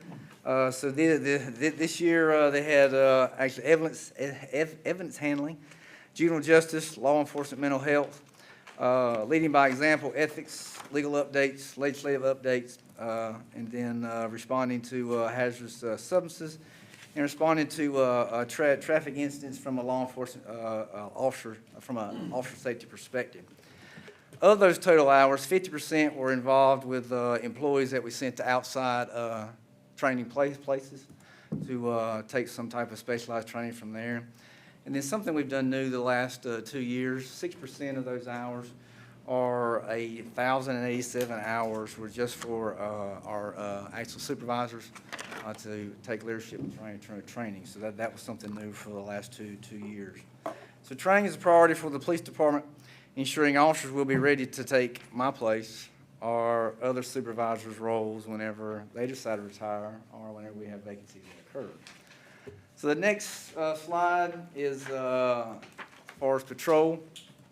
And this slide will cover page 7, 8, 9, and 10 in your actual booklet. Our total calls for service last year were 35,123. Of those number of calls, that's approximately 700 calls per week. Our top 5 calls were alarm calls, traffic-related violations, citizens assist, welfare checks, and then calls involving animals. Most of our calls occurred between 8 at night and 9 at night. And then of those 35,123 calls, they took a report on 5,298 of those calls. I know the council always likes to know what our response times are, so we included that. Pre-en route, what pre-en route means is the time that it takes the caller to call 911, the time it takes 911 to receive the information from the person calling, and then the time it takes them to get that information into the CAD system before they dispatch the officer. So that routinely takes about a little over 4 minutes. Then our travel time for all calls was right at 5 minutes. We spent about 19 minutes on scene, and then for a total time of around just over actually 24 minutes. Chief, before you get further, a little bit, you said alarm calls, or is that number one? Was that? That's number one, 2,675. Is that just any, I mean. That's alarms that are just a normal alarm call, weather-related alarms, anything associated with an alarm. And I don't have the percentages in front of me, but I mean, the vast majority of those being false alarms. Okay, that's what I was asking. That's what I was wondering. Okay. And so, you know, like I said, generally during storms, weather-related things, those alarm calls will actually go up some. Someone who forgot when they're going into work in the morning. Oh, well, that's like Hutch, so we can blame Hutch on some of them. Okay. So if somebody Especially since he's not. goes in the middle of the night and they forgot what the code was to the alarm, so, you know, Hutch is about 5 or 6 of those 2,600. When you see him, you say something to him. All right, crimes against persons. In regard to our crimes against persons, there was a 36.7% decrease in our instance from 2024. You can see down at the bottom what the clearance rates are for those. Our aggravated assaults were 90%, homicides was 100%, forcible rape was 80%, and then robbery was 86%. According to the most recent statistics from the FBI, 45.5% of the violent crimes were cleared by arrest or by exceptional means. So our department clearance rates are far above what the national average is. Y'all been on a roll. It's been, well, you know, some of those things, especially the crimes against person, a lot of times you have more information. So, you know, those, you can get more clearance things from those particular cases there. The next slide is crimes against property. In regards to crimes against property, there was a 4.5% decrease from our reports in 2024. So those two categories, your crimes against person and your crimes against property, those are the departments what's called the Part 1 offenses. That's what we report to the state and also to the feds. So in total, there were 821 offenses in 2025 and 883 offenses for 2024. So that's a 7.2% decrease from the previous year. We pretty much keep track since 2022, and since 2022, our Part 1 offenses have went down 44.7%. So we've seen a huge decrease over the years, and we think that has got to do with the amount of partnerships that we've had, especially from our partnerships from the state level, from the feds. And officers last year, it's in the report there. They seized 167 guns. So, you know, that was one of the priorities that we had. Sergeant Kaiser, he's our sergeant that takes care of all of our, he's a TFO with Alcohol, Tobacco, and Firearms. So he takes all of our gun cases. So we feel like those partnerships that we've had has been a real reason why since 2022, that Part 1 offenses has went down, you know, actually 44.7%. So our arrest. Oh, Trevor, there used to be some numbers in there. That's okay. It's in their book. Sorry. That's okay. We got it. Yeah, see, We got it. see, Karen actually did this in a, what's it called? Canva, yeah. And that was new for this year. So, I asked Trevor when she did it, when she got finished, I said, hey, can you put this into a PowerPoint? Looked good until here. Because we didn't know. We had no idea. We were like, because Karen got done with it, I said, man, that looks good. She said, well, it's not PowerPoint this year. I was like, do you think we can get it into the thing? She said, I don't know. I said, let's just hope Trevor can do it. Lessons learned. Hey. So, we thrown Hutch under the bus and we. Yeah, no, I saw Trevor on the bus. Just want to keep a track of this. Yeah, so, officer made 2,587 arrests on 7,013 offenses. Our top 5 arrest offenses were failure to appear, actual traffic related arrests, drug-related charges, possession of drug paraphernalia, and then larceny. Most arrests occurred between 7 and 9 at night, and more arrests were made on Tuesday than any other day of the week. So don't do anything on Tuesday. Taco Tuesday. As far as, yeah, CID, CID, they were assigned 488 cases last year. They served over 150 search warrants, called out on 112 investigations. They processed 148 crime scenes, conducted over 2,500 interviews, prepared 75 prosecution summaries, spent 252 hours in court, drew 512 arrest warrants, and their cases cleared by arrest was about 18.4%. This year, we actually purchased 8 license plate readers that we have in 8 different stationary locations around the city of Asheboro. These cameras are actually managed by our lieutenant that's in CID. So he actually keeps track of those, and he's had the, I don't know if he was here, he wouldn't say the pleasure of trying to get the contracts done and trying to get everything where they need to be. But all that got up and running in March of 2026. It's been up and running for just a short period of time.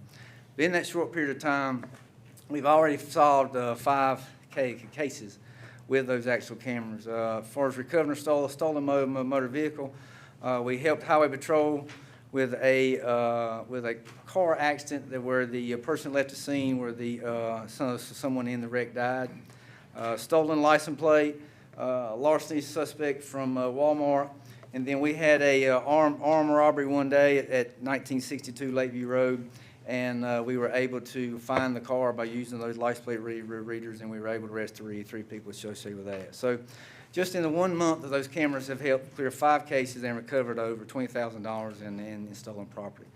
So with the addition of these cameras, the department is confident they will help to improve the solvability of cases the police department investigates for 2025 or 2026 and going on in 2027.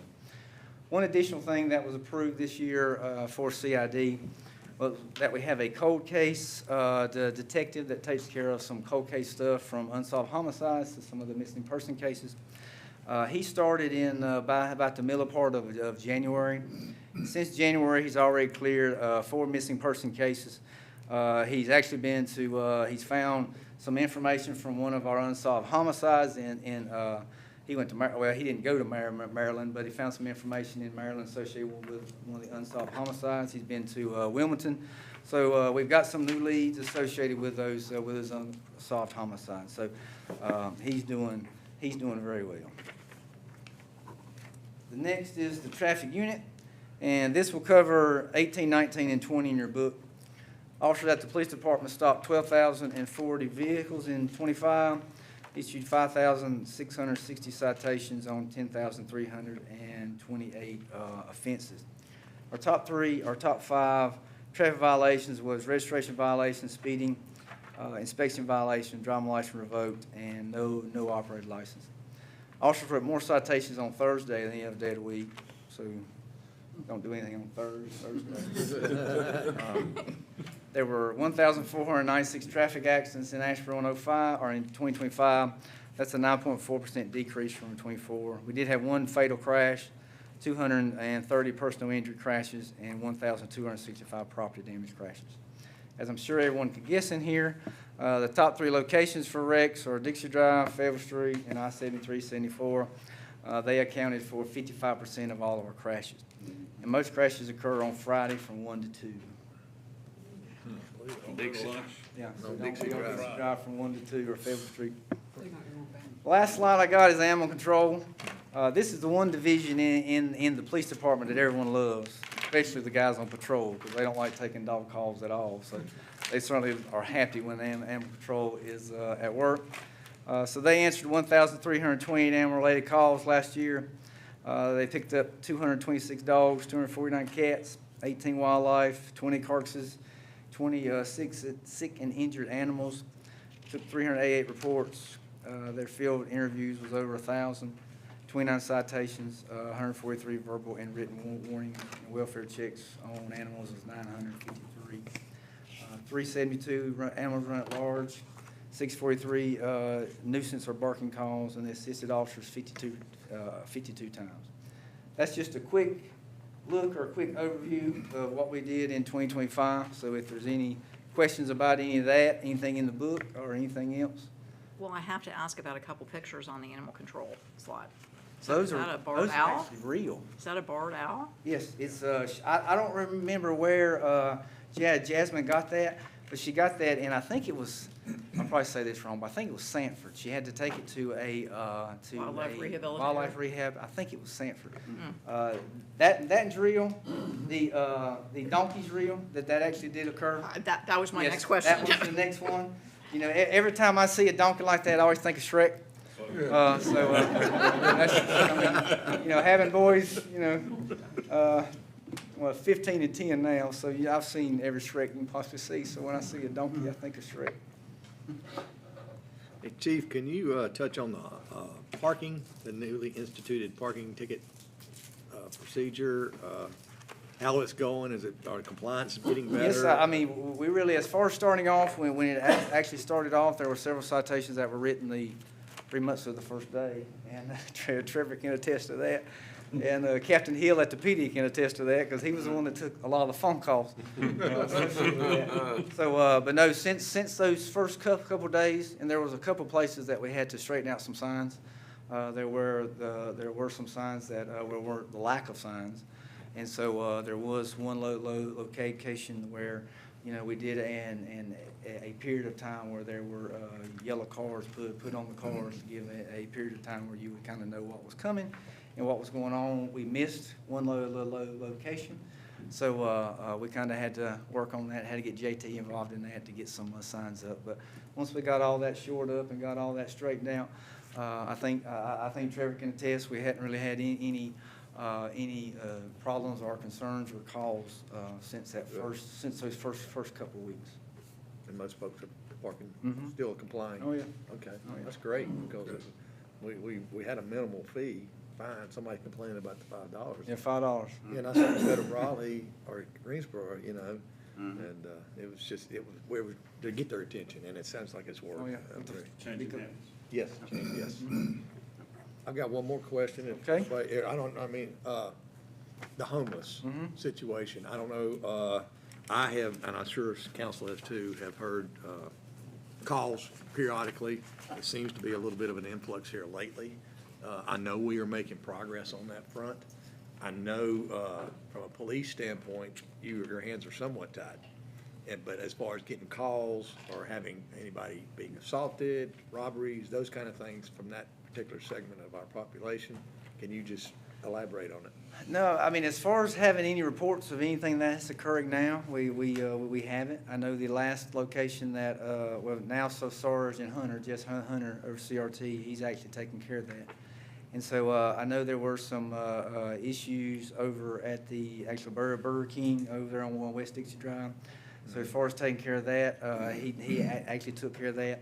And one thing that he's been doing, we pretty much get an email probably 2 or 3 times a week, where he has went to businesses, and we have an actual trespass form that they can fill out, and he has put that on basically a spreadsheet, and so everyone can see where those trespass forms are at, who the contact people are, if there is an incident or something that occurs at one of those businesses that have signed those trespass forms. And so he's actually as far as keeping track of that, he's keeping track of that. He did clean up one just recently behind CVS there on Dixie Drive and over on Washington Avenue. So those are probably the three that he's probably dealt with here within the last several weeks.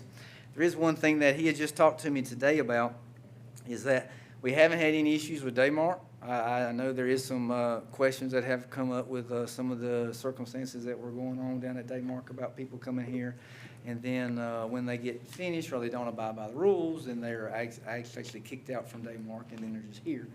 So, but we hadn't had any issues lately with Daymark, but we have had something with Brightview here on Fayetteville Street, to where Hunter was just telling me about that today. Is that it appears that they are allowing some of the individuals to stay around the business at night. So he plans to go by there first thing tomorrow to speak with them about that, to see if they can, as far as addressing that, if they can kind of, I don't know why, I don't know what the reasoning is or anything like that, but he's going to try to address that to see if he can kind of shore that up, to see if what may be the problem there. But to answer your original question, we haven't had really any calls or anything from any type of assaults or larceny calls or anything that we have seen. Now, granted, we do have some things every once in a while around Walmart that do, but any type of violence or anything, we haven't seen any of that lately. Okay, right. Thank you. Oh, you're welcome. So just doing back of the napkin numbers here, so every 14 minutes and 24 seconds on average, there's a call for service. What that breaks down to. If you have an average weekly call, some weeks are much higher, more often than that.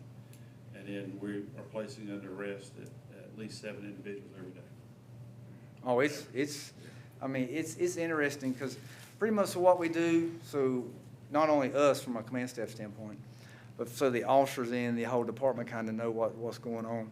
The sergeant and lieutenant that runs day shift, or sergeant lieutenant runs night shift, whenever that particular shift is over, they will send a department-wide email out, just kind of not telling everything that went on during that previous shift, but they'll give a little bit of highlights of what's going on. And it's amazing sometimes to look where there's been some officers that have arrested 3 or 4 people in one day. And so to see the number of arrests that do occur, because seeing the arrest reports, I actually don't see the arrest reports unless something does transpire and I need to go find one and read it. But just to see that in the email about the number of activities that are occurring during the day and at night, sometimes it can be like wow. I mean, it's definitely different from when it was when I was on the street, 20 years ago or 25 years ago, just to see the things that they are being involved with each night. Just like I never, in my whole career, I never got 2 drywall repairs in one night. I tried.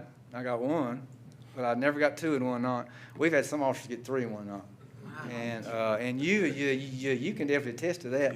By the time you stop the car, write the citation, place the person under arrest, go down to the jail, go into the intox room, and get all that done, and then go all your ARI and all that you've got to do, then go before the magistrate, testify, get your report done, then come back out on the road to get 3 DWIs in one night. That's a feat. That's a feat. Does he work on Tuesdays?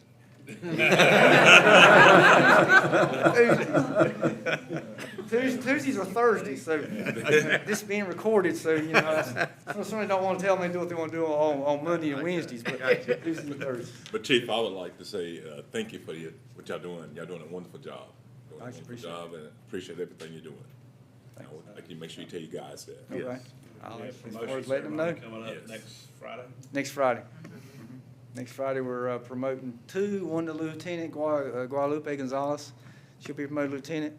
And then Corey Hogan will be promoted Sergeant. Thank you, Chief. Thank you. Oh, just like I've told everyone in here, if you come for a tour at the PD, I'll walk you straight down the hall, and that's the lady who runs everything. If I don't know what we'd do if something happened to Karen, I'd be the first one to tell you. And this looks great. I look forward to getting this every year. I leave it out on my coffee table until my wife makes me put it away. But people are fascinated by this. It They'll is. come by and look. That's a great day. Wow, look at this. Oh, I know. Yeah. You don't realize the effort that goes into keeping our city safe and what you guys do and girls do. It's just remarkable. So thank you for all you do. I appreciate it. Thank Thank you. you. Thank you. Okay, we are, if I'm looking at this correctly, we're on 12B. Yes, 12B. Hello again. Have fun. Michael's gonna owe you. Okay, I will open a public hearing for the consideration of a petition received from Magnolia, North Carolina, requesting a satellite annexation of a parcel containing 3.662 acres. This item was presented at the April 9th, 2026 City Council meeting. The resolution has been properly advertised, and now is the time for the public hearing. Thank you, sir. As said, this is a public hearing. Anyone here to speak for or against this item? Not hearing, we will proceed on. Very well. You have in your packets an annexation ordinance prepared by city staff making the annexation effective upon adoption, and staff recommends that it be adopted by reference. Thank you. Let's make sure we're looking at the map right here. Could you help us point? The area in question is in the light blue square. Thank you. I was just wondering about the beige, that is existing satellite annexation. That is correct. What you see in the beige is the existing satellite annexations that are right across the street. Okay. Council, questions or motion? Mayor, I'll move that we approve this ordinance extending the Asheboro city limits by annexing approximately 3.662 acres on land owned by Magnolia NC LLC. Thank you, Ms. Heath, for the motion. Is there a second? Second. Thank you for the second, Ms. Pugh. Any further discussion? All in favor say aye. Aye. Opposed? Motion carries. And for the record, I closed the public hearing. Okay? I was wondering about that. Okay. You got that, didn't you, Mr. City Attorney? Elected in the minutes. Yeah. Okay. You're up. Okay. The next is a consideration of petition from Tomas LLC regarding, this one's a contiguous annexation of parcel containing .241 acres at the terminus of Springdale Lane. You can see it here in your illustration. The area in consideration is the gray area that you're looking at. The light yellow shaded area is the current contiguous city limits. Basically, what we're looking at here is a proposed right-of-way for Springdale Lane, for the extension of the lane. And it consists of .241 acres.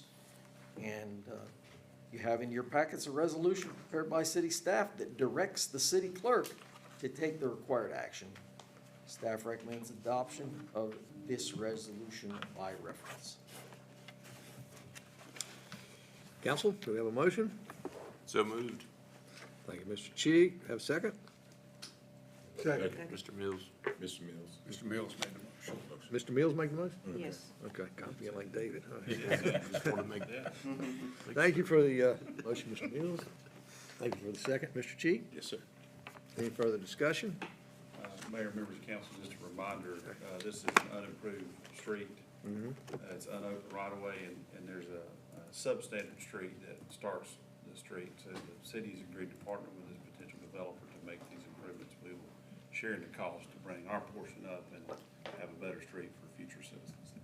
And this is, we have discussed this before. Yes. In this meeting, Yes. so to remind everybody. So, okay. Okay.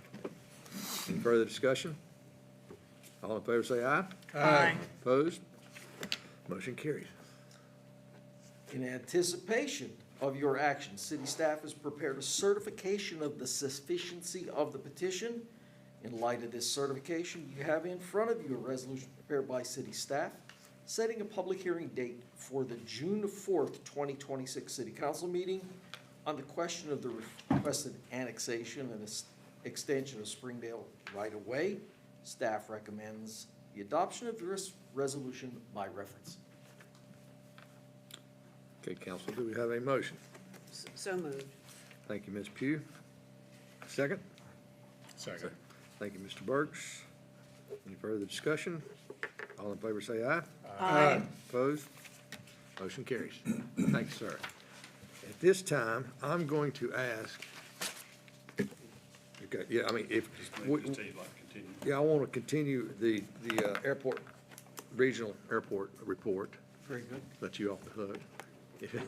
When Mr. Leonard is back. Yes, sir. Can I get a motion to continue? So moved. Second. Thank you, Ms. Heath. Thank you for the second. Mr. Burks? Any discussion? All in favor say aye. Aye. Opposed? Okay, thank you. Thank you. Thank you. Okay. Everybody has the copy of the upcoming events. I would like to, we have the summer concert series starting this month,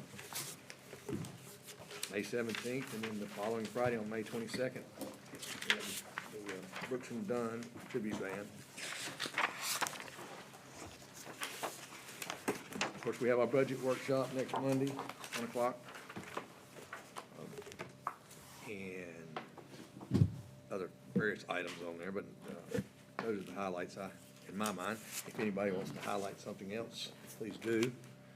Or if anybody else has something to share or like to share with the council. We should highlight that it is National Public Service Week, so thank you very much, Elisa, for all the work you've done on social media to honor the various divisions of our staff, and I know all of us express gratitude in the employee newsletter, and that's not just for 1 week of the year or 1 day of the year, it's all year round. We cannot express our gratitude enough for all of you. Thank you. That's why she got the biggest picture in that. Oh, geez. There's an explanation. In the newsletter, yeah. Yeah, we all know that now, don't we, Council?